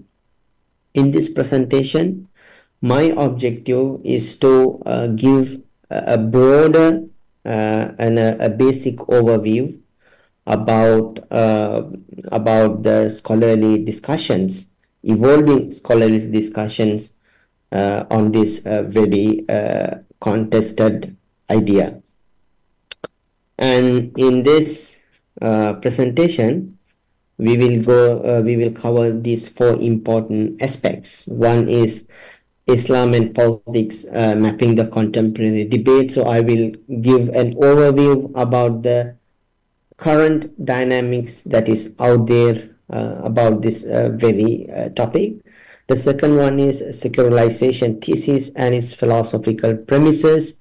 So we will discuss about the modern political science and its philosophical premises. Then we will we will move to the idea of Islamic political philosophy, ontological principles. What should be the Islamic principles to develop an Islamic political science? Then finally, we will discuss the historical development of Islamic political thought, how politics was conceived throughout the Islamic history by the great Islamic scholars, reflecting the principles that we discuss in the third title. So with that, we conclude our session. And so now, Islam and politics mapping the contemporary debate. So I am very much aware that this is one of the controversial topics to be discussed. And to discuss this topic, we need so much of different inputs from different disciplines actually. And despite that, just I'm trying to give a brief overview. So you see that when Islam and politics is one of the hottest topics out there today in the world when it comes to the Islam, I found three important reasons for this sensation over this topic in modern, at least in the modern academic settings. One is this Islam and politics debate become very sensational because of one of the main issues that it deals, which is Islam versus democracy. So most of the scholars are interested in Islam and politics debate, particularly for this issue, whether Islam is compatible with democracy or not. This question has been, scholars have been debating this question for the last almost 2-3 centuries, if I'm not mistaken, through various concepts like constitutionalism or you name it. But the core idea is whether Islam is compatible with democracy. So modern sensationalization of Islam and politics debate comes particularly from this particular issue. Why this particular issue has been sensationalized? Because through my readings and through my engagement with this topic, I found there is a Eurocentric element operating behind this question. What is that? Generally, those who debate this or initiated this debate, generally they think that democracy is a product of the Western civilization. So if the democracy is the product of a Western civilization, then they think that democracy is according to their perspective, one of the progressive ideals to regulate the public affairs in the world. Most civilized way of regulating the public affairs in ever humanity know. These are one of the most civilized mechanisms according to the Eurocentric perspective. So then if this is a product of the West, then what these scholars argue, then how about the rest? How about the Orientals? How about the other traditional societies? How did they regulate their public affairs? According to this Eurocentric perspective, they argue that there was an Oriental despotism, meaning to say all other traditions and religions, they simply promoted despotism, authoritarianism. So it was the West first articulated a clear, progressive, civilized mechanism which ensures the liberty and freedom for the people in terms of regulating their life. So they conceived there is an inherent conflict between the European product of democracy and the Oriental or despotic political models of the West. So they place democracy as it is defined by the West in the center and demand from the other religious traditional communities to reconcile with it, to show their progress. So from this Eurocentric paradigm, this whole debate comes. This is the Eurocentric paradigm that shapes this whole debate, specifically Islam and democracy. So this is that is why many, especially who are coming from Orientalist background, they frame this debate as us versus them.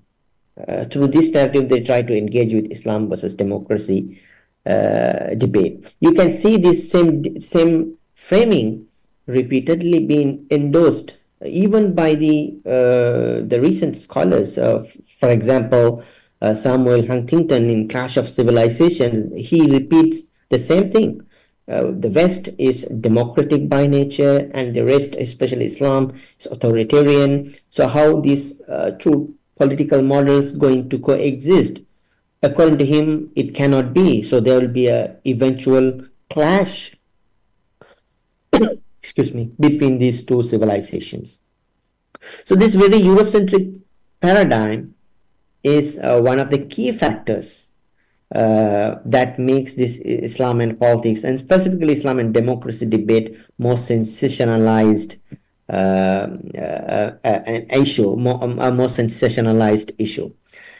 Despite that argument, these scholars show that Islamic political parties have become mainstream political actors in the Muslim world.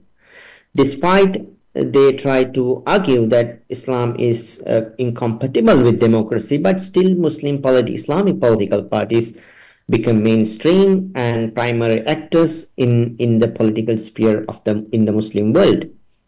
So now this is also another important dynamics that shapes the Islam and politics debate now. How and why Islamic political parties became main actors. And so now they are trying to explore whether these political parties are reflecting the true spirit of democracy, or they are just trying to use democracy in an instrumental sense, in a procedural sense, just to endorse their own version of authoritarianism, or at least they just use democracy as a vehicle for authoritarianism. So this is another important aspect that this debate is reframed by the Eurocentric political scientist.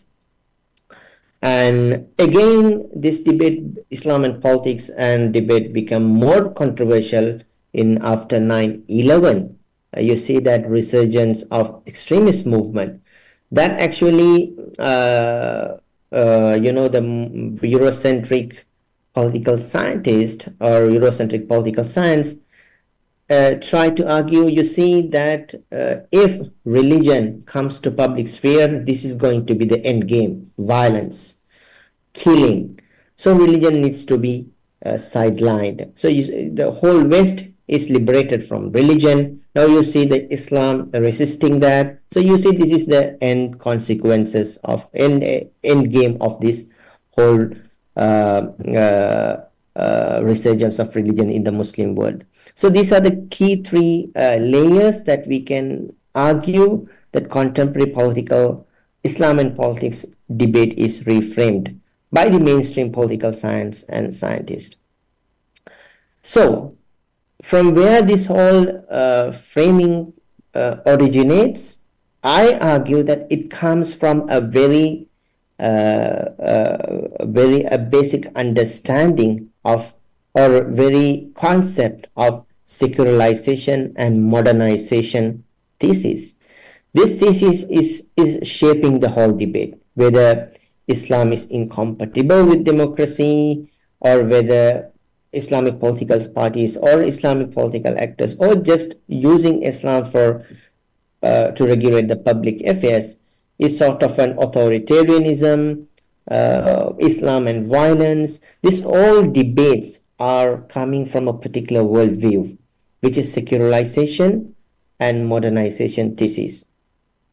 How this thesis operates is very interesting to see. And you say this thesis is originates from a particular conception of human life. Modernization thesis originates in the West after the Enlightenment, and which comes from particular perspective about human being. So with regard to human being, this modernization thesis, or at least secularization thesis, assumes that human beings are ontologically individualistic. And so they say that these political parties, religious parties, are always talk about communitarian interest, so which is against the human ontology for them. They perceive human ontology as individualistic and materialistic, and also they are rational actors. So these are the three important principles that they perceive as the foundations of human being. Then from that understanding, they view the traditions, they view the religions. They think that these religions are right against these three principles. Religions are, while they are considering the individuals, they are communitarian in nature. And traditions are, while they are respecting the material interest, but they are spiritual in its roots. And though they respect reason, but they consider reason to be secondary, but their main source is myths or sort of unscientific revelations, according to them I'm talking. So these three, if we want to, at least in their perspective, true liberation is to liberate human being to reclaim these essences from the grip of religion and tradition. That is the true liberation, according to the secularization thesis. So liberation from the religion or tradition is the civilization, is the real entry point into the civilization. And that is what Immanuel Kant and others meant by the real enlightenment, meaning man reclaims his true essence after centuries of years, which was dominated by the according to them, by religion, by mythology. So it needs to be liberated. So man needs to reclaim his essence. That is the true liberation according to the secularization thesis. So then the next one is the embracing the theology of progress. The progress is to see the future, not the past. So I use here theology, meaning progress is considered to be as important as theology for them. So once you liberate from religion, it is the first initial step that you make towards the progress. You cannot ensure your progress, you cannot go towards progress unless you are trapped within the religion or within traditions. So if you reclaim your true essence, which is individualistic, materialistic, and rationality, then you liberate yourselves from the tradition and religion. So what happens after this to the religion that was dominating human being, that was shaping human societies for centuries before that? Secularization thesis assumes that religion might encounter three important consequences. So religion faces three important consequences. One is religion might disappear as it was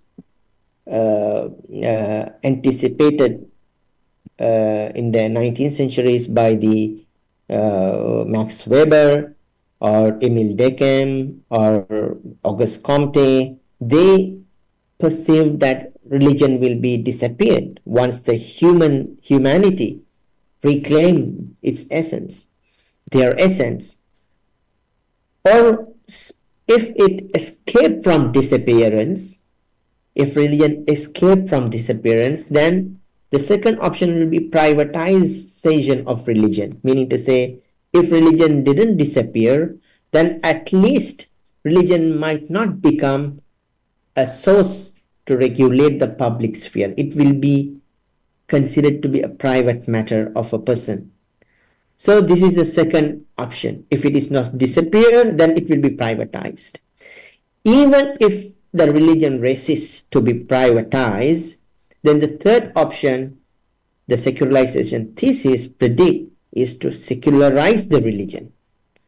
Meaning to say, you see, what is the secularization of religion? Here I use this term to refer to an idea that religion and its basic fundamentals and its ethical systems and the moral frameworks that religions promote need to be reinterpreted in light of secular modernity, or religion needs to be reconcile, compromise its principles in front of secularized modernity. So secularized modernity will decide how to interpret religious principles.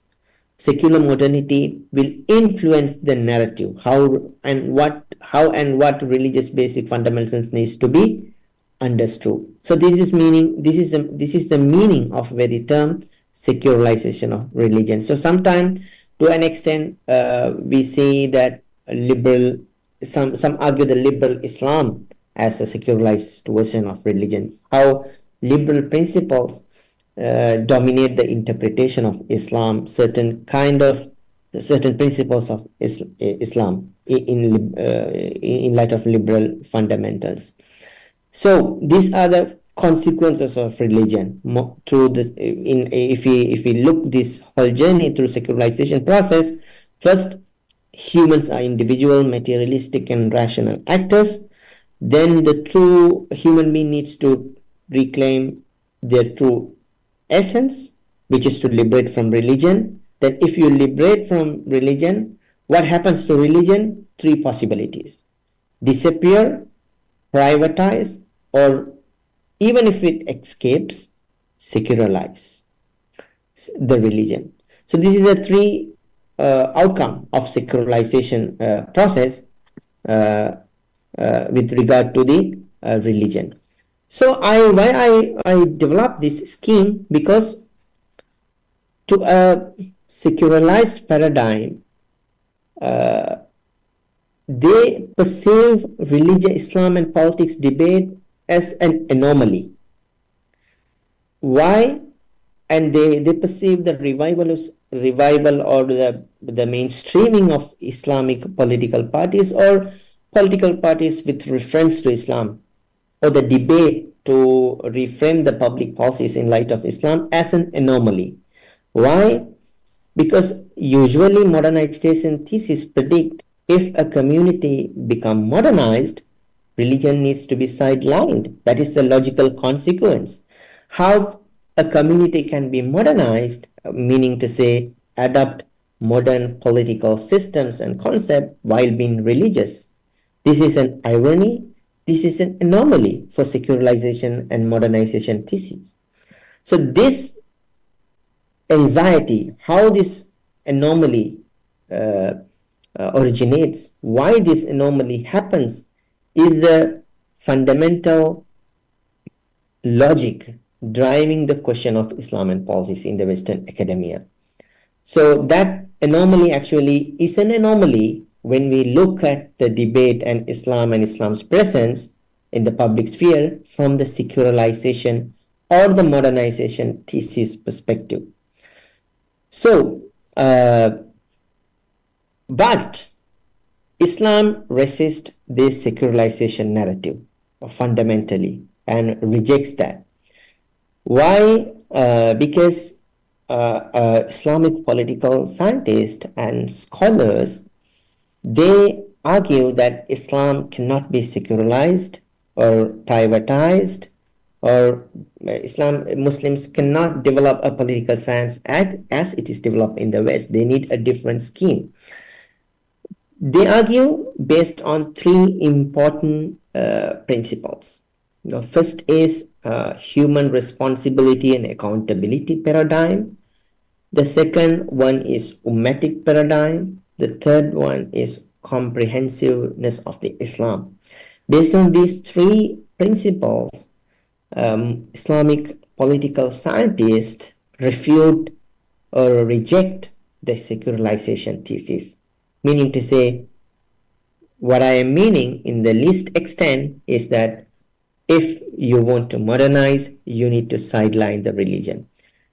Islamic political scientists say this is an anomaly, meaning to say this secular paradigm is an anomaly from the Islamic perspective. So why it is an anomaly for Muslim to sideline religion when we want to modernize? Because based on three principles. The first is the human responsibility and accountability paradigm. What does it mean? What I am meaning by saying this? In Islam, we all know that each human being is created as Khalifa of the God Almighty Allah. So the idea of Khalifa is as it is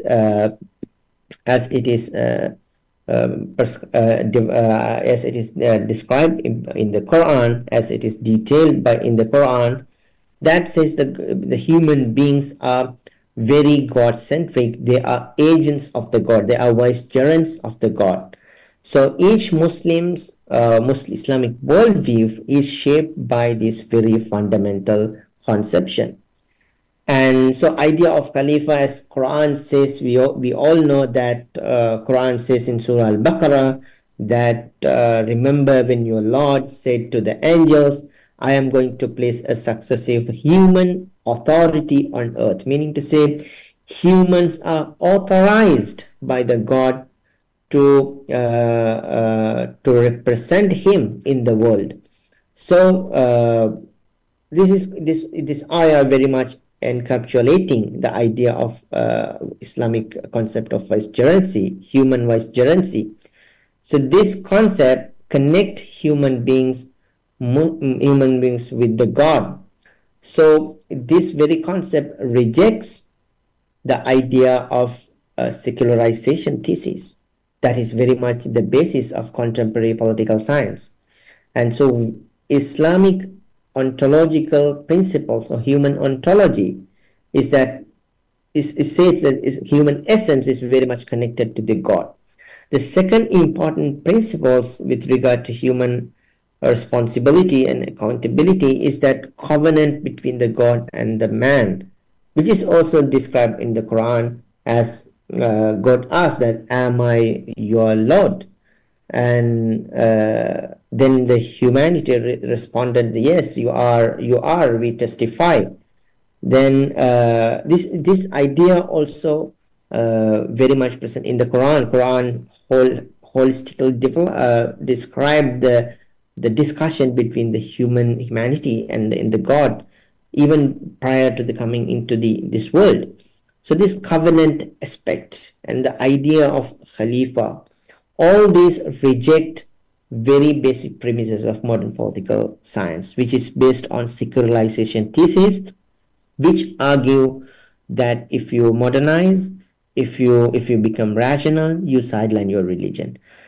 And this principle, human responsibility, accountability paradigm, argue otherwise, that humans actually, from the Islamic perspective, the reasonability, rationality, all come from all being considered as a gift of God to regulate the human affairs. So when we talk about human affairs, obviously we cannot we cannot disregard politics. It's also included in human affairs. So being Khalifa, the human being for Muslims are requested to reflect expectations of the God in engaging with politics. So politics cannot be sidelined. And the third important idea of human accountability and responsibility paradigm is the concept of ibadah. Quran says that I did not create jinn or humans except to worship me. So this concept basically says that refute the idea of privatization of religion. So for a Muslim, the whole life is an ibadah, including his economic, personal, private, political, social life. This idea of ibadah is comprehensive. So privatization of religion, as it is prescribed by the secularization thesis, is a very much go against the spirit of this Quranic concept. Then Quran says about the accountability that human being is there, because human beings are accountable in front of God in the day of judgment for all their activities, regardless of which kind of activity he involves in. So Quran says, did you then think that we had created you without purpose and that you would never be returned to us? So in Surah Al-Mu'minun, verse 115. So there will be accountability for human being of their actions. This is also one of the key components of Islamic worldview that is shaping Islamic politics, that we are accountable in front of God. So we need to be reflect Islamic principles in political sphere. So again, these ideas, concept of ibadah, concept of accountability, concept of khalifa, and also concept of covenant between the God and the man, these all concepts refute the very idea of secularization thesis, that we need to disregard religion if we want to become modernized. Even if this is perceived to be an anomaly by secularization thesis, for Islamic worldview, this is not an anomaly. That is the principle. To see politics differently from religion is the anomaly, according to the Quranic concept. And so the second important paradigm that Islamic political science can be developed is an ummatic paradigm. So why this paradigm is important? Modern secularization thesis assumes that humans are individuals. Humans are individuals. At least the liberal theory assumes that humans are individuals. So if human as an individual, meaning to say, then who is community? According to the secularization modernization thesis, that there is no such thing called community. Community is just the collection of individuals. That's all. When we talk about community's interest, the idea of community interest for secularism is that it's just an aggregate interest of the individuals who live within a particular locality. That's that communist interest. But Islam rejects this very concept. Islam says there is something called Muslim community, the Ummah. The Ummah, or the Muslim community, is not just the collection of individual Muslims, as many scholars who think from secularization thesis assumes. Muslim community is not just a collection of individuals. Rather, they have specific ontological existence. So Muslim Ummah is a separate kind of entity. There is something called Islamic Ummah. So Quran conceptualized this idea. Quranic discourse very much support this idea. The Quran says you are the best community that has been raised up for mankind. So this Quranic verse, except there is a notion called Muslim Ummah, Ummatic paradigm. And also the Quran says, hold firmly to the rope of Allah and altogether do not become divided. So Quran asks Muslims not to become divided, be united.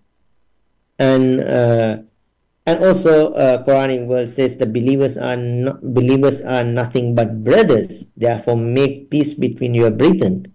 So these all Quranic verses endorse a very important principle of Muslim Ummatic paradigm or Islamic Ummatic paradigm or Ummatic paradigm. So Muslim Ummah is not just a collection of individual Muslims. Yes, we are accountable to the God being individuals, but Islamic life is shaped by a community of Muslims. So we need to strike a balance between our individuality and our communitarian responsibilities. This is the Ummatic paradigm is all about. So this very paradigm also need to be considered in developing Islamic political theory, why contemporary secularization thesis is right opposite to this. That argues that we need to develop political theories considering people as individuals, considering human ontology as individualistic. So we see so much of discussion about human rights and freedom and individuality, though we don't reject those things, but we Islam and Muslims have a different understanding of human ontology, which is while we are respecting individuality, we have a broader paradigm of ummah where we have different duties as ummah to do in this world. So Islamic political theory needs to consider this aspect as well, according to the Islamic political scientist. The third important aspect is the comprehensiveness of the Islam, which is very much discussed in the literatures. I don't think that I need I don't need to add any further additions to this debate. Quran directly says that do not take some parts of the religion and reject the rest. So Islam asks Muslims to accept Islam as a whole and implement Islam as a whole. So this comprehensiveness of Islam and also Ummatic paradigm and thirdly the accountability and responsibility paradigm. These three Quranic paradigms together need to be considered as the foundations of Islamic political philosophy. Why these paradigms is to be taken seriously? Because if we want to develop an alternative Islamic political philosophy or political science, these principles give us a vision how we can develop it, because these three important principles go right against the contemporary secularization thesis. And so if we reflect upon our classical Islamic political thought, we can clearly see how these three paradigms been incorporated in the classical theories of Islamic politics. So when we read Islamic classical political works, we can easily deduct three important centers, or at least three important aspects that those aspects are very interdependent in developing Islamic political thought. One is the office of the Caliph and the Ummatic paradigm, Muslim Ummah. They actually appoint Caliph, and the Caliph is responsible for application of Sharia. These are the three important concepts in classical Islamic political thought. So you can see that three paradigms of that three principles that we discussed were well incorporated in these three entities. So here politics, religion play a key role in regulating the public life of Muslims. So the Caliph according to the classical Islamic political theory, is not only just a secular administrator, rather he is responsible for the very existence of religion, and he is responsible for the protection of religion in classical Islamic political thought. But very interestingly, though he is responsible for the application of the Sharia or the protection of the Sharia in the public life, he is not an agent of a God, representative of the God, or he did not get his power, authority from the God. Rather, Muslim Ummah is the one that transfer the authority to the Caliph. So the Caliph is mere a representative of the Ummah. Ummah is the core. Ummah is the foundation. Then the Ummah appoint their representative, and the representative is responsible for the protection of the religion. So this is the core three principles of classical Islamic political philosophy. So this classical Islamic political philosophy also very much refute the idea of secularization, or this classical political theory gives us a glimpse of an idea how Islam operated throughout the centuries. So finally, I would like to remind few things about how this political theory was actually conceptualized by the leading Islamic thinkers in the past. Imam Taftazani, who elaborated the meaning of this political system. He says that there is a consensus that installing an imam, meaning say the political system, is an obligation. The disagreement is on whether the obligation upon the God or upon the creation by revelational evidence or rational. In our school, he comes from an Ash'ari theory, Ash'ari school. He says our school holds that is an obligation upon the creation through revelation. As Prophet said, whoever dies without knowing the Imam of his time dies in pre-Islamic ignorance, which is why the Ummah made the installing of Imam their utmost concern even before his burial. So it should be after the death of every Imam, as many obligations of Sharia depend on him. You see that here he is encapsulating the idea that Islamic political system is very much religious, meaning to say it is one of the primary duties of Islamic political science is to implement the religion. So it's fundamental to the Islamic political science, and to protect the religion is one of the primary duties of Islamic political system. The same thing can be said with regard to the Imam Ibn Khaldun. He also saying that appointing the leader is an obligatory. Its mandatory nature is known through revealed law by consensus of the companions and the generation of the followers. It is also because the companions of the Prophet hastened upon his death to pledge allegiance and submit consideration of their affairs to Abu Bakr radiallahu anhu. And it was thus every age and thereafter the matter was established as consensus, indicating the obligation of the appointed leader. And finally, Imam Ibn Taymiyyah also said, it must be known that the governmental authority of the people's affairs is one of the greatest obligation of the religion, and in fact the religion cannot be established without it. For the well-being of the children of the Adam cannot be secured except by their coming together to fulfill each other's needs. So finally, I would like to conclude by emphasizing three important aspects that Islamic worldview opposes and denies the very essence of secularization and modernization thesis. So according to Islamic worldview, this thesis is an anomaly, and this thesis cannot be accepted from the standpoint of Islamic worldview. The second important principle is Islamic philosophy stems from the fundamental ontological principles such as human vicegerency. The final point that I would like to make is Islamic public sphere is a logical consequences of Islamic world view. So these are the three short description of the basic philosophical inquiry about Islam and politics.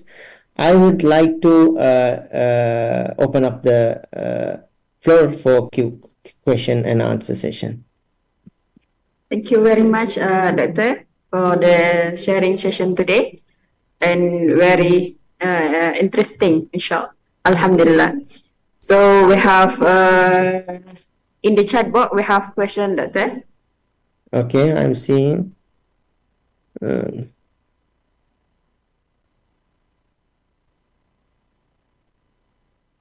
Is there any question? From Sister Wafa, I think. Okay. Since all the scores are about Islamic perspective, then why are the term verse is used instead of ayah, God instead of Allah? Okay.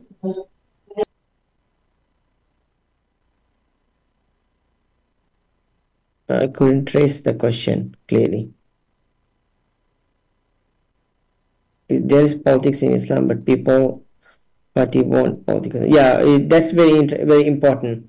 And so I am not talking about Islamic political parties, but I'm just touching upon the phenomenon that the mainstreaming of Islamic political parties is partly a reason for this debate. That's what I am touching upon. When we involve in the contemporary discussions on Islam and politics, the questions you will encounter questions coming from that particular aspect, Islamic political parties.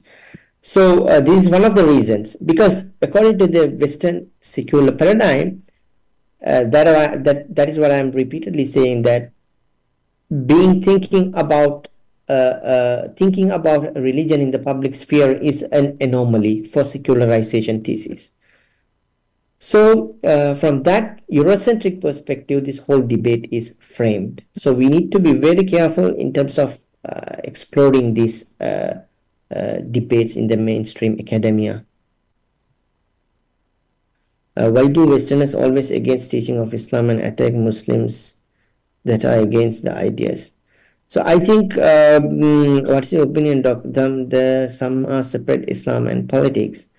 So the main point is that Islam and politics is contemporary debate is very much coming from, being framed at least from the Eurocentric paradigm. So they see they argue that they think that Islam somehow escaped from secularization. So they need to at least the escape secularization in the sense that all the ideologies and all the other traditions have become secularized, meaning to say they just compromise with secularism. Now secularism is dominating the public affairs and religion and traditions being marginalized. But this Eurocentric perspective assume that Islam somehow escaped from this process. So how did that happen? Why did that happen? And how we can re-secularize it? So this is a whole paradigm shaping the contemporary discussion. And thank you very much for your questions. I think we can discuss in the next class as well, since we are running out of time. Sister Juwele, what do you think? We can take more questions? I think we allow to ask by open mic direct, Doctor, for one question only. Yeah. Yeah. So, okay. From brother, there's a brother. Anyone who can ask no. directly? Yeah. No. He you can unmute yourself, brother. Assalamualaikum warahmatullahi wabarakatuh. Thank you so much for this interesting. So what I would like to ask, because I was not hearing very well the explanation, if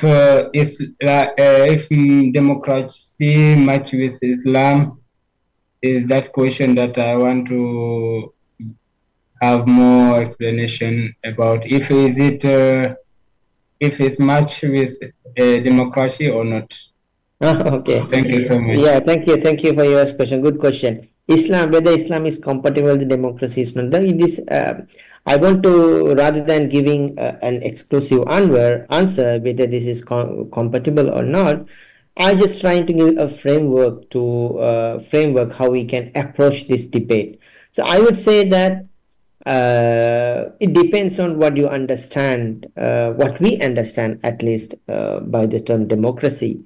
And so there are different versions of democracy. So if it assumes democracy as a philosophy, yes, Islam is incompatible with that philosophy. Being just democracy is just as we all know, it's people have the sovereignty in the philosophical democracy. So people have the right to do whatever they want to do. This is very much against Islam, spirit of the Islam. But democracy as a procedure, democracy as an instrument, yes, we can adopt that. And but yet again, when we talk like this, that we only accept democracy as a procedure, not as an idea, then the third question comes in: how we are going to apply this in the contemporary multicultural or multi religious societies. So this is again another debate that we need to carefully navigate in. So I think with Islam and democracy, if we are compatible, incompatible, it depends on what type of democracy we talk about, whether it's philosophical aspect of democracy or just a procedural aspect. When it comes to the procedural aspect, yes, obviously we don't have any problem with that. Islamic worldview doesn't have any problem with that. But if you talk about philosophical aspect, yeah, we need to be, there are some disagreements. We need to carefully evaluate that. Thank you very much. Thank you. There's many questions from the student and want to ask more, but because we have limit of the time, thank you very much. Inshallah, we will see you, doctors, in the next session, inshallah. Thank you very much. Thank you very much. Prof. Hazizan, are you here? Prof? Yes, I'm here. Can you hear me? Yeah, Prof. Can you test to share slide first? Yeah, okay. Wait, let me first.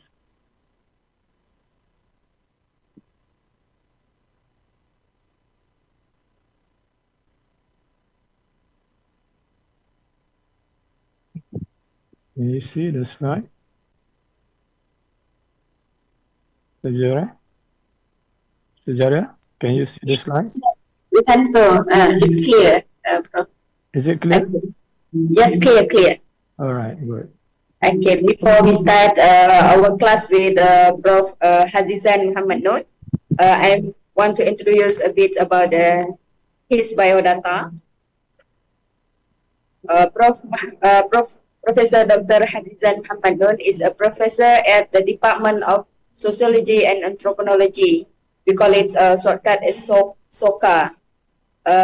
This Abdul Hamid Abdul Sulaiman Kuliah of Islamic Rival Knowledge and Human Sciences at the International Islamic University, Malaysia.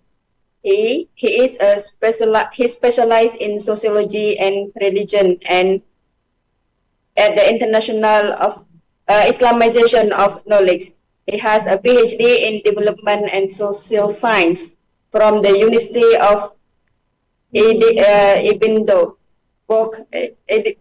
Edinburgh, United Kingdom in 1996, and MA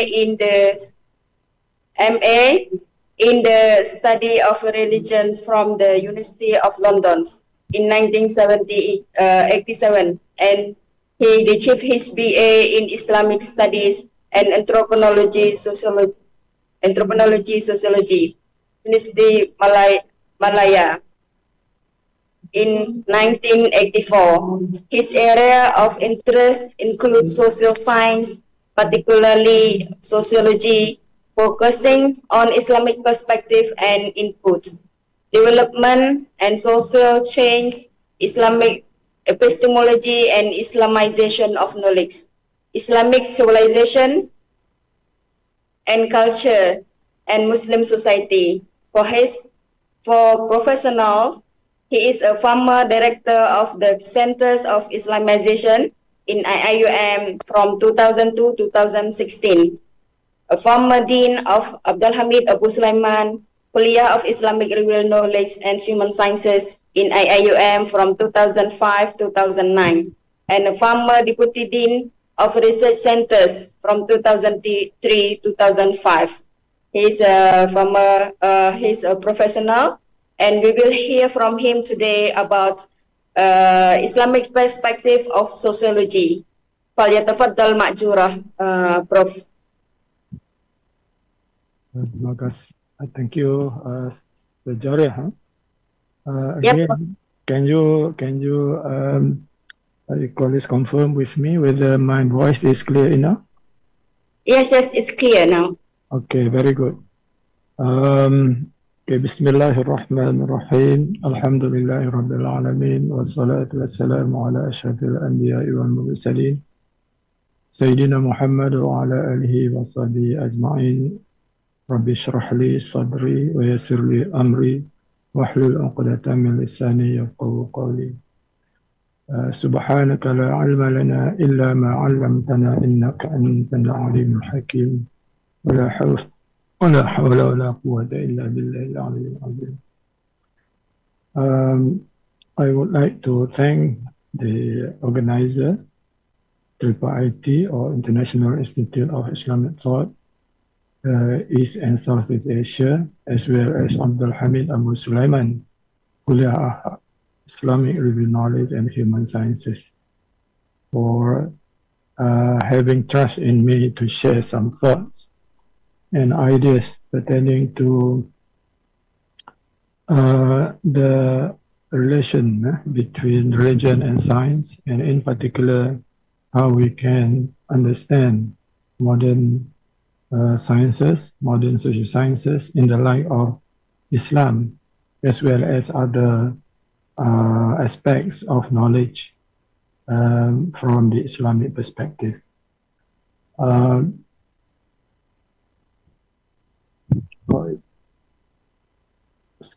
Doesn't move. Now, I just want to relate to what our previous speakers have mentioned during the launching ceremony, as well as the first week of lecture. My friend, Dr. Isa, introduced the scheme and also the history, as well as other input on sociology and anthropology. And today I will continue from there. I realized that in this university we also have subject Islamic perspective of sociology and anthropology taught at undergraduate level, and it takes 14 weeks, 3 hours per week. It means we have to go through 42 hours in order to understand it. But we only have 45 minutes. So I hope that explains the limitation that we have. And therefore, I will not go deep into the subject, but I will outline some important points which will help us to understand broadly Islamic perspective of sociology and anthropology. What do we mean by that, and so on. Now, what I'm going to do is that at the end of the session, you should be able to answer 3 questions about this. What is Islamic perspective of sociology? It does not necessarily by definition, but by understanding of the whole concept of Islamic perspective and how it relates to sociology, Of course, here I put sociology because I'm more in sociology than anthropology, but what I mentioned would equally be applicable to the other twin social science, that is anthropology. So you will gain from there, not necessarily, as I said, in terms of definition. The second one is the reason, justification as to why we need to talk about and discuss Islamic perspective. This also we can gain directly or indirectly through our discussion later. And what is most important is how Islamic perspective of sociology can be conceived and how we can do it so that at the very least we can understand that sociology with Islamic perspective has certain understanding. There are many aspects that we have to look at, and given the limited time that we have, I will only touch on a few aspects. Now, I think it is good that I start with the synopsis that I have given you, or I have submitted to the organizers, because this more or less, if it is to be put at the end of the session, that will be conclusion from what we discussed. So what needs to be done is only rewording of all these things. Yeah. Now I will read therefore this one in the beginning one by one or line by line. Later the rest I will just skip some of the slides to manage our time. Now, this course introduces students to the Islamic understanding of sociology and anthropology. So already implied here is our aim to try to understand sociology and anthropology. And what does it mean by this? What do we mean by Islamic understanding? And what is sociology and anthropology? So I will dwell on this. Now, it first establishes that Islamic social sciences are essentially rooted in the belief that Islam is both a way of life and a comprehensive worldview. So we will focus on this, that Islam is a way of life. What it implies is that unless this religion is seen as a way of life, we may not be able to see the connection between sociology and religion or Islam. But because Islam is a way of life, it is connected to all aspects of life, including knowledge, such as sociology, anthropology. Within that, we also have what we call Islamic worldview. I think that has been already mentioned by many. And Islamic worldview shape our understanding about reality, including social reality.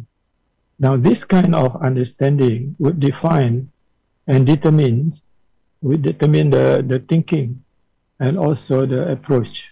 And therefore, we are going to also see samples or examples or approaches how the various aspects of society can be understood from the Islamic worldview perspective. And when we say Islamic worldview, we are actually talking about Islamic framework. What are the principles that form Islamic framework? And the very important concept in Islam, which is Tawheed, is crucial in our discussion of Islamic worldview as the shaper as well as the filter for knowledge. And as I said, that this worldview that I will discuss at length later provides a holistic view of man and human society. So as you can see right from the very beginning, that with a single Tawhidic worldview, it will lead us to see things in different manner, including seeing human realities from that standpoint. So that is the essence of today's lecture. And this one is related to understanding of human society, whereby we will talk about the nature of human being, including particularly the purpose of our creation, or human creation, and how this understanding about the purpose influences the way we behave in society.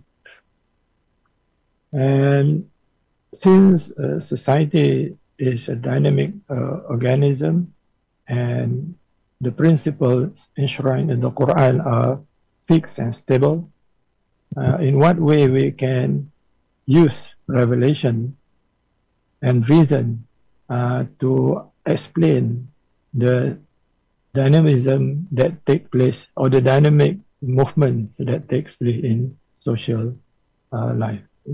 So basically this will be the whole idea of my presentation today. Now, I think it is important that we view the whole discussion connecting the three, what they call this, the three types of epochs or times that we have. The first one is, how are we related to our history and how things have developed in history, so that we can connect to our time in order to also think about what would be the future. So our understanding about certain thing now, based on what we understand from our revelation, as well as from our history, and how do we devise certain approaches in order to leave behind a legacy that will help future generations to build just human civilization. Now let us perhaps start with some questions, and I would expect that you also respond to this, so that it will be more interactive rather than I talk throughout alone. I would like you to also participate. Let us begin with the first question. There are 4 questions here. Mostly, from where do we need or do we learn about human society today? I hope organizer can allow the mic to be used by the participants, so that they can also say a few words if they want to say. What can I hear from you? From your opinion, we learn about sociology, about society today from where? Yes, I think Ahmad Muhammad. I can't hear you.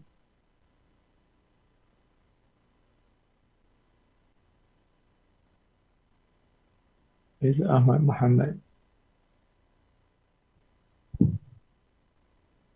Okay, now I think since maybe they have muted, then I can see here in the chat box.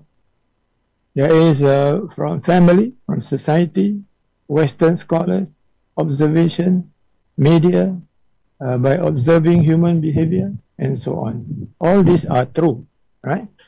Okay, all these are true. But as an organized science, we learn more from the discipline that has been already developed quite systematically, and this is presented to us, and all over the world we are learning about society from the subject called modern sociology. Modern sociology.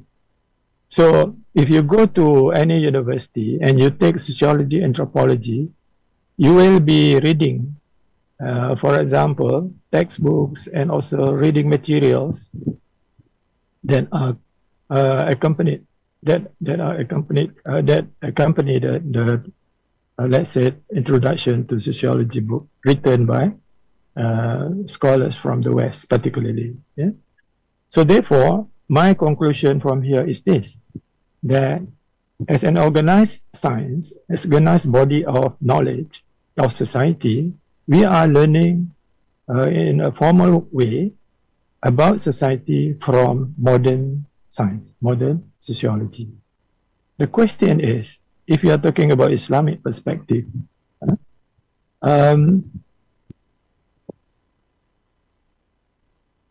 the question is modern sociology or modern anthropology un-Islamic? To the extent that we have to talk about Islamic perspective, right? So I will just put question first, and later the question will be derived directly or indirectly from our discussion. Now, the next question is, in addition to modern sociology as an academic discipline that is formally adopted and also introduced and learned in all universities all over the world, what are other sources for acquiring knowledge of society? I think this one, it can be seen from what you have mentioned just now. We can learn about this from, let's say, from observation, using media, books, from history. So depending on how what you call this, how you use this. Now, but if I were to list down some of the big categories of this, number one, we already have. We learned about society from modern sociology. Number two, we also learn about sociology from Muslim intellectual heritage, from our history. We know about, for example, Ibn Khaldun, Ibn Battuta, and others, yeah, who have contributed a lot in terms of knowing society, meaning that our legacy, intellectual heritage, has also contributed to us. And many people have learned about society from their theories and also from their thoughts. All right. So we can list down whatever sources of knowledge that we can consult to understand society, but the question that remains is this. Yeah? Since we are talking about Islamic perspective, I think one of the logical questions that we can ask is, what makes things Islamic? And what makes things Islamic? And in this case, we are talking about sociology and anthropology. What makes sociology Islamic? Whether that you are referring to modern sociology or to the sociological ideas or thoughts that are derived from the tradition, or and so on, right? So therefore, our logical question to us is, what makes things Islamic?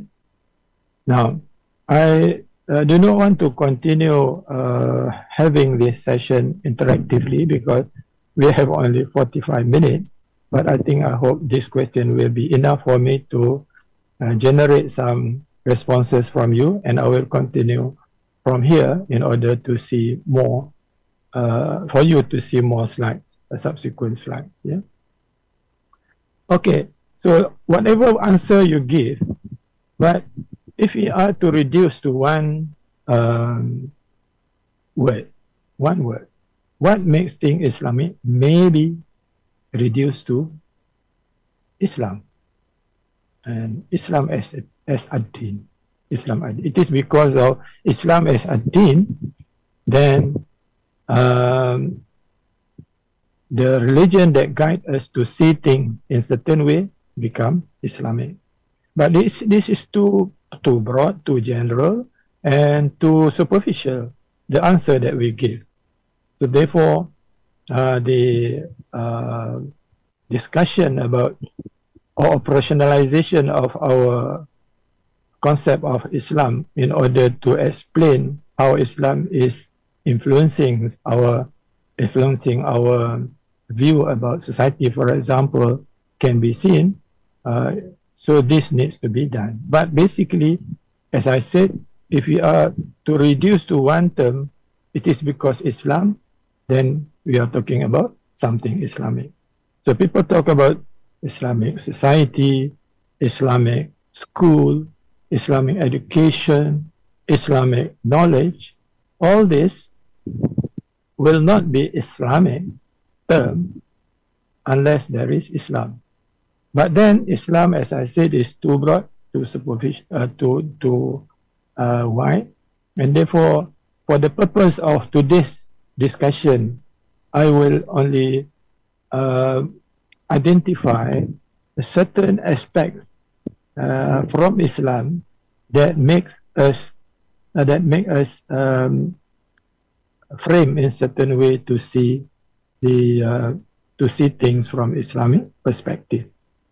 Now, so in Islam, as we know, clearly the primary sources of reference are the Quran and the Sunnah.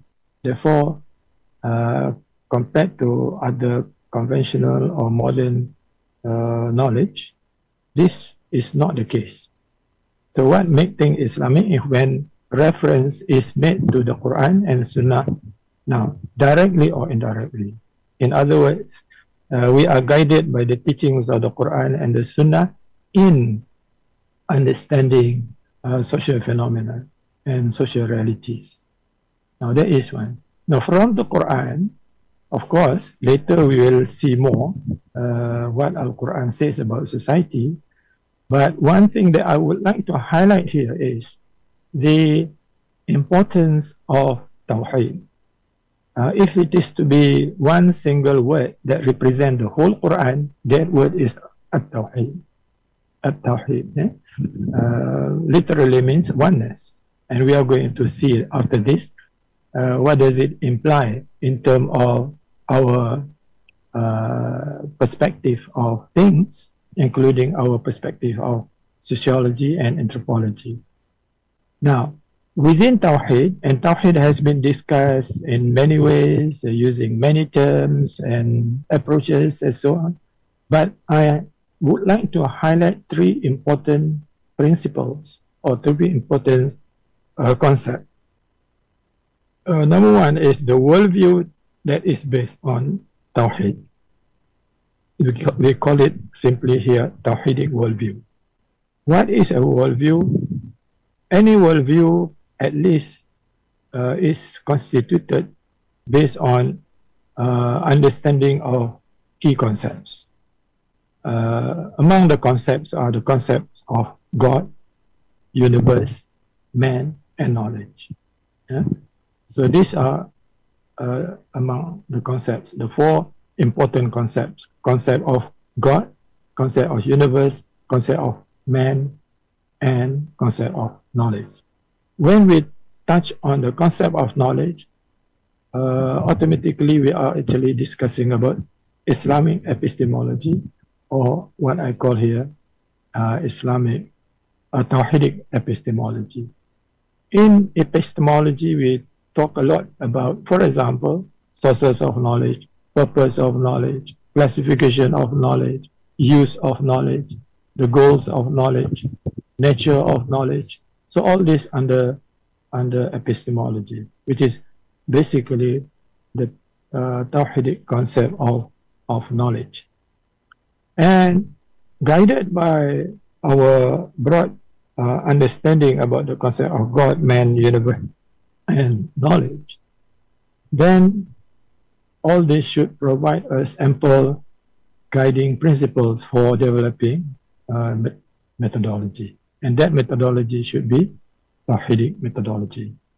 And therefore, when we compare to, for example, what is being used in modern sociology, confining itself only to the scientific study of society, which looks at the material, measurable, observable aspect per se, then how can this be explained in the light of, let's say, Islamic epistemology? Yeah. So it is this thing that make things what I call this Islamic. That is when the fundamental aspect like this is taken into account when we view any subject matter, including the subject matter of sociology, that is a human society. Okay? So I will not touch on this very detail. I just want to skip some slide. Of course, when we talk about Islam, what is Islam? But I just want to highlight here, Islam needs to be seen at least in three important dimensions, from three important perspectives. Number one, Islam as a revealed religion. The implication is this: there are religions which are not revealed. They are socially constructed. They are man-made. They are developed by human beings, for example, either fully or partially, and so on. That is number one. It has implication because like what my friend mentioned last week, Islam is not a product of culture. It is a shaper of culture. Yeah. The second one is we need to look at Islam as a comprehensive system of life. The implication of understanding Islam as a comprehensive system of life is that everything is related to religion in the context of Islam. So when we talk about Islamic perspective of sociology, it is because Islam relates to society, to knowledge, to science, and so on. But if a religion is only confined to rituals, then there is no way that you can talk about things beyond rituals. So that is why it is important. But what is also important is to see Islam as a civilization. Are we only practicing Islam only for the purpose of personal and ceremonial satisfaction? No, because we are dealing with society, and from the perspective of Islam, we have a responsibility to contribute to the construction of a civilization. So if we can see Islam in this at least three ways, then I think our understanding of what society means would be more, what I call this, more meaningful. Eh? And then I think what is sociology also, my friend had mentioned already, but for the purpose of reiteration, maybe sociology can be seen in terms of it as a science and in terms of its subject matter. Subject matter, that is human society. So what our Quran says about human society, which I will also be sharing some insights from the Quran later in my next class. That is, I think, in 5th week.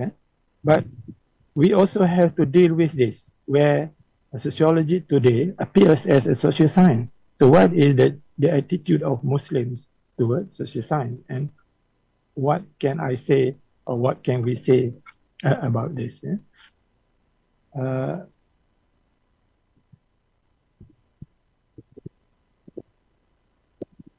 Excuse me. It's not that smooth. It doesn't.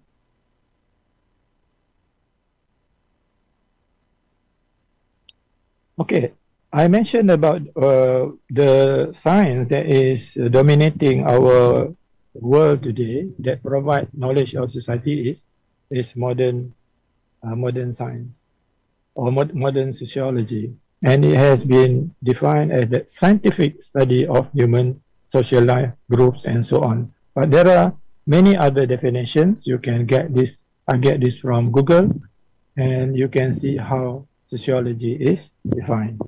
But I just want to mention about the idea of understanding society holistically and comprehensively needs not to be confined only to our investigation of what can be investigated materially and physically. This is the point. The whole idea is that. Yeah. So therefore, we need to look at this. That investigation of society needs not to be confined to material only. And since sociology is a holistic study of society, it involves also consultation of many other disciplines. These are some of the disciplines that may contribute directly or indirectly to sociological knowledge of society. Yeah? This is I think the major paradigms used, and then this is the difference between anthropology and sociology. I have taken from the internet. Now, what I would like to stress here is how thoughts influence or the thought influences the science. Now, we are human are basically what we call this imbued or influenced by certain ideologies, and some of these ideologies are man-made, constructed by human. We have secularism, we have Marxism, we have communism, and so on. They have certain belief, system of ideas that might have provided underlying thoughts which influence the construction of science. In the context of conventional science, man-made ideologies provide the underlying thoughts, the worldview that influence the construction of science like sociology and anthropology, which are the sciences which are used or applied in the world, in society.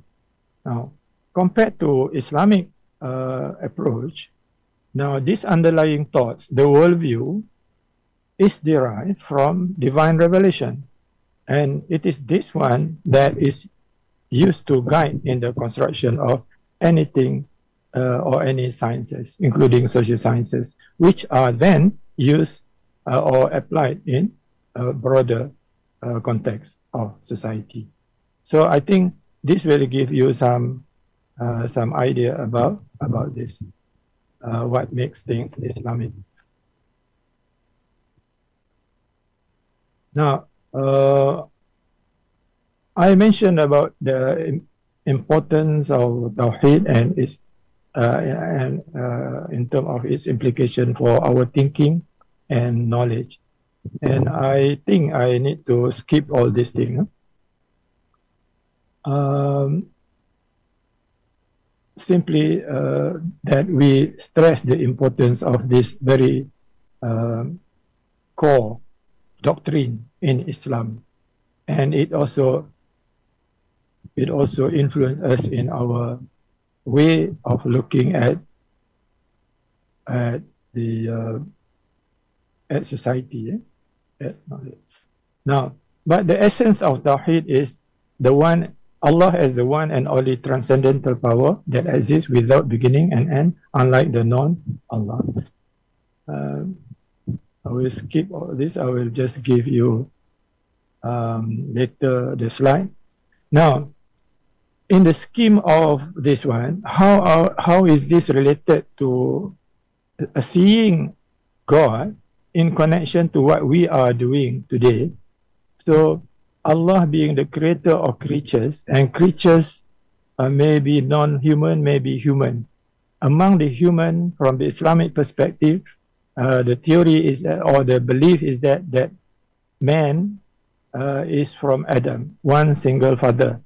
And from there, it has what you call it, the history tells us about the offsprings of Adam. And we are all one in terms of being human. So unity takes place at the level of human being. And of course, among human beings, there are those who are called Muslims, and there are those who are non-Muslim, Muslim and non-Muslims. And they are having unity at different levels. This is the scheme that we are going to use in order to see the concept of society later. So I think this is how it flows. Now, how to create sociology using Islamic framework. The Islamic framework that I mentioned just now is this. So from Islamic worldview to Islamic epistemology, Islamic methodology, and the subject matter, any subject matter here will be subjected to the Islamic worldview. Now, I will show you here that if the subject matter is human being, we are studying, the object of study is human being. So these human beings need to be seen within this framework. I fail to, for lack of better illustration, I just use photo frame in order to illustrate the framework. That our view of human being must be within this space that is surrounded by Islamic worldview, Islamic epistemology, and Islamic concept of man. So my next class will be discussing about what our Quran says about man in order to provide some insight on this. Okay, now when we have that framework, then we have to approach other source of knowledge, including, for example, modern sociology or conventional sociology. So what are the aspects of modern sociology that are compatible with this framework, and what aspects which are not compatible? So we need to see that. As far as modern sociology is concerned, they study, these are the themes, in the major themes in sociology, for example, among others, culture and society, social institution, development and social change, social stratification, social problems, international community, and globalization, all this. Now, for modern social scientists, they are using the scientific study based on the paradigm that I have mentioned, at least the three major paradigms of structural functionalist approach, social conflict approach, and what you call it, symbolic interactionist approach. And now many others like feminist approach and so on, right? So these are some of the paradigms that they use in order to understand society. But from the perspective of Islam, we need to be guided by Islamic worldview, and particularly the Quranic concept of man, before we approach or understand other concepts that are typical in sociological knowledge, concept of society and culture and so on. So this is the thing that we have to do.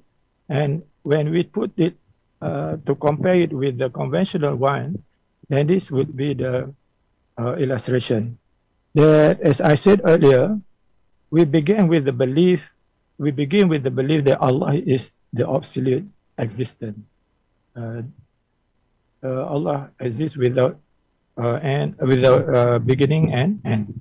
Now Allah creates, and He tells us about His creation and Himself and ourselves through revelation. It is through revelation that we have developed or construct Islamic worldview, and one of the component of Islamic worldview is the concept of man.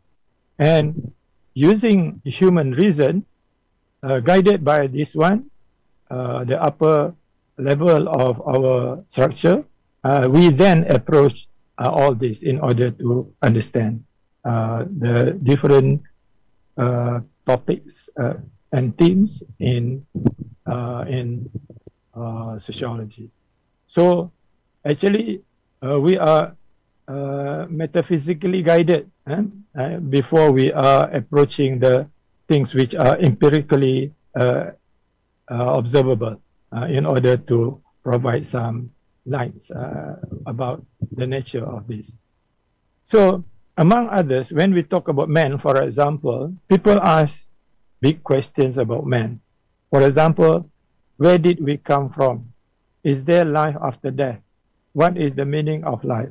So all these typical questions asked by philosophers, and there have been many answers depending on who you are. Either you are atheist or naturalist or secularist and so on. But we need to look at what Al-Quran says about what Al-Quran what are the answers from the Quran, which I will be dealing with in the my next class later. So these are the questions, the big question that will be kept in mind when we deal with the other more immediate questions about human being.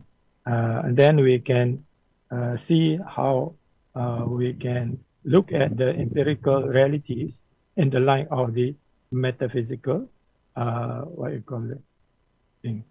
Now, when this is, I'm just giving you here example how we operationalize the concept of Tawheed to be implemented at, let's say, institutional level. In the case of International Islamic University, for example, it has developed philosophy of knowledge guided by that particular Islamic worldview and Islamic epistemology. This is only an example, and I think what are the reflections from the Quran pertaining to this one? Then I will be talking more about what Al-Quran says about human beings, either as individual or as a society, in the next class, and mainly I will be using also this one, Quranic sciences, especially chapter 23, that is what Al-Quran says about sociology. I think that is all what I would like to share with you. I'm sorry that I have to be fast, and I think I have taken also more time in elaborating this. As I said, we normally deal all these things in 42 weeks, or 42 hours, but now we have only 45 minutes. Thank you very much. Assalamualaikum warahmatullahi wabarakatuh. Yes, Sister Jaria, back to you. Assalamualaikum, Prof. Waalaikumsalam. We may have a question about one or two questions. Sure, yeah. Okay, brothers or sisters who want to ask the question, you can raise up your hand so that we can open or unmute for you.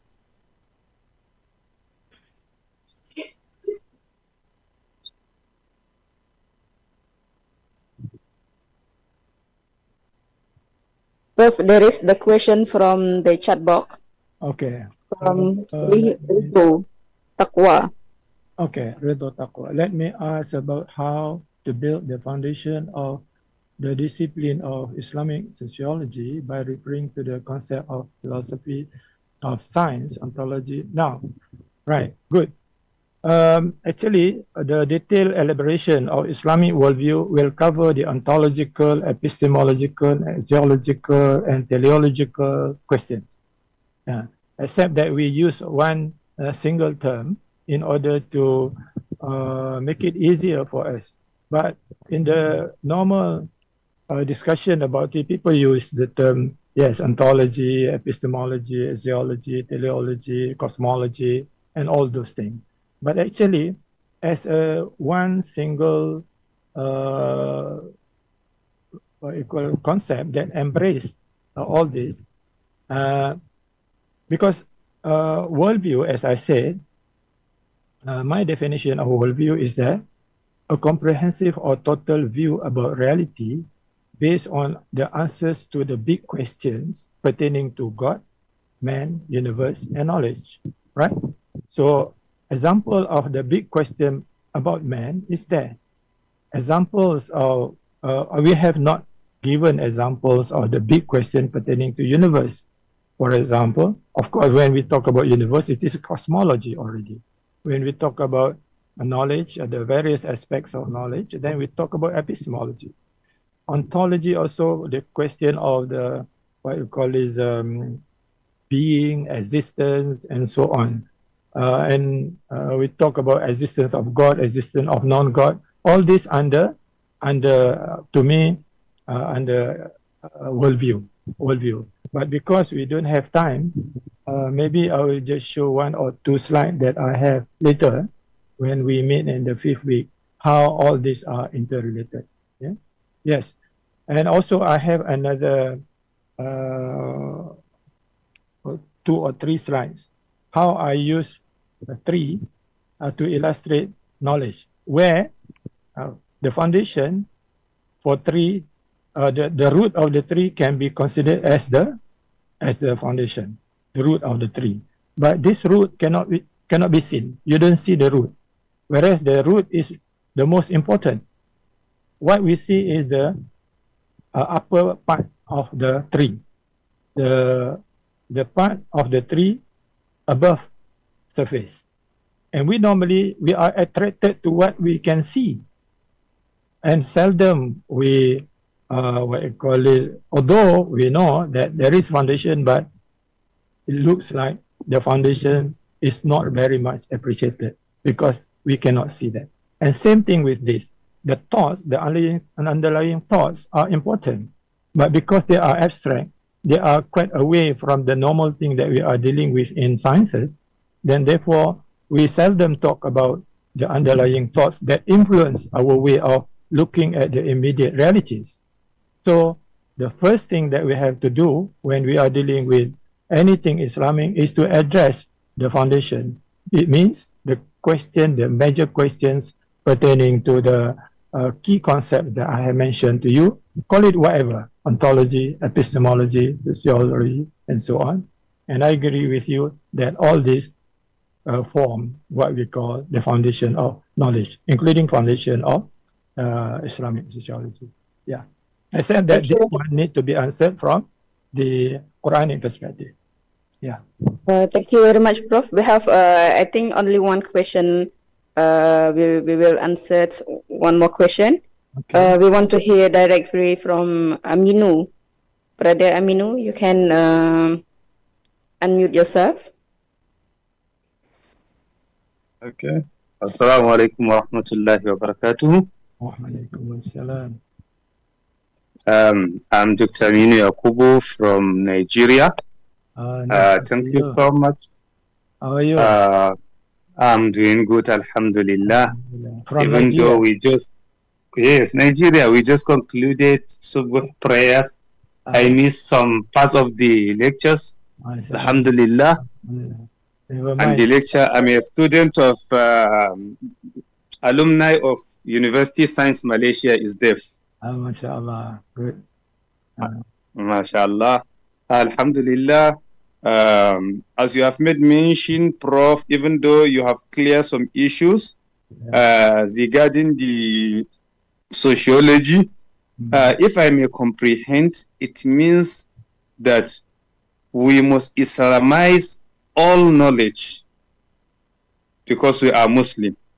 Whatever comes to us in terms of sociology and any conventional knowledge, it means that we have to Islamize the knowledge so that it will suit our Islamic character, our Islamic teachings, and whatever. But is there any books, my question lies here, is there any book that guide Muslim on sociology, Islamic books? What I mean, books that were written Okay. on that. Thank you very much, Brother Aminu. I really appreciate your view and also your concern. Let me show you here some books that are actually available. Some are published in India, some are here in Malaysia. And if you are in Malaysia, I think at least in the context of our university, we can what I call this. We can share this. Number one, there is a book by A.R. Mu'min. I show you here. Can you see? Okay. Yes, I can see. You can see, right? Okay, this Yes, of course. Introduction to Sociology and Islamic Perspective by A.R. Okay.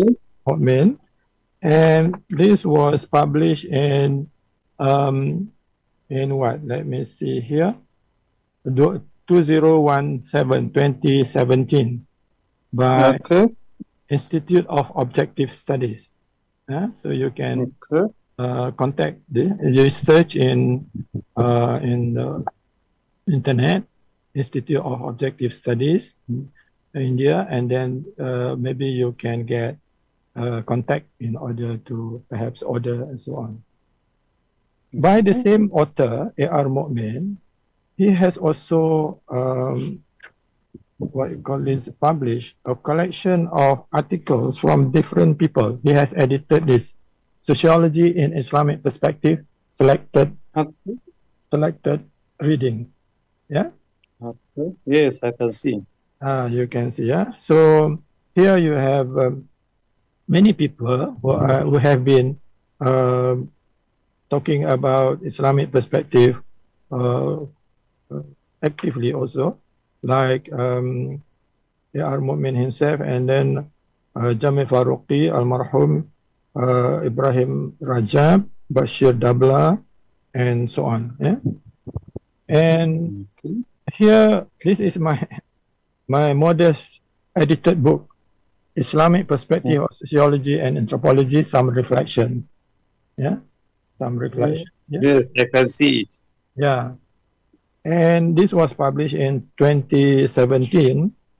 Among others, when I included the first chapter, of course, by myself, I tried to explain what do we mean by Islamic perspective of sociology and anthropology. The reason why I did this is because I want to differentiate between the plural, the singular use of the word Islamic perspective and the plural form of Islamic perspective. Is there one Islamic perspective, or are there Islamic perspectives? So I clarify that. Yeah. Okay. And then the rest of the chapters written by my colleagues.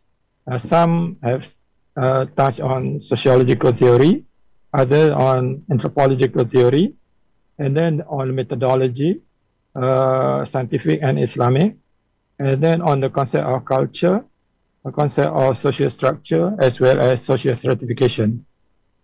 So these are the three examples of the works that you can perhaps get in touch later through various sources in order to maybe facilitate you in giving your thoughts also, not only to gain from this, but also to perhaps give your input. Yeah?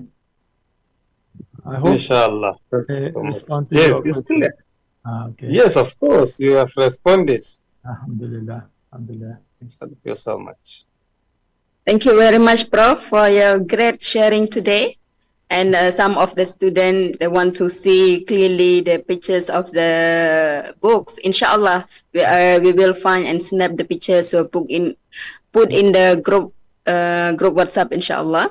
Maybe So, I can mention here that they can purchase my book from IIIT. yes, correct. I think because it's published by IIIT. Yes. We have in online books, we call e-books. In IIIT, we call e-books. Or another one, Book Capital. Inshallah, we will snap the pictures and put in the group. If you guys want to purchase, you can purchase by online. And we will put the link also, inshallah.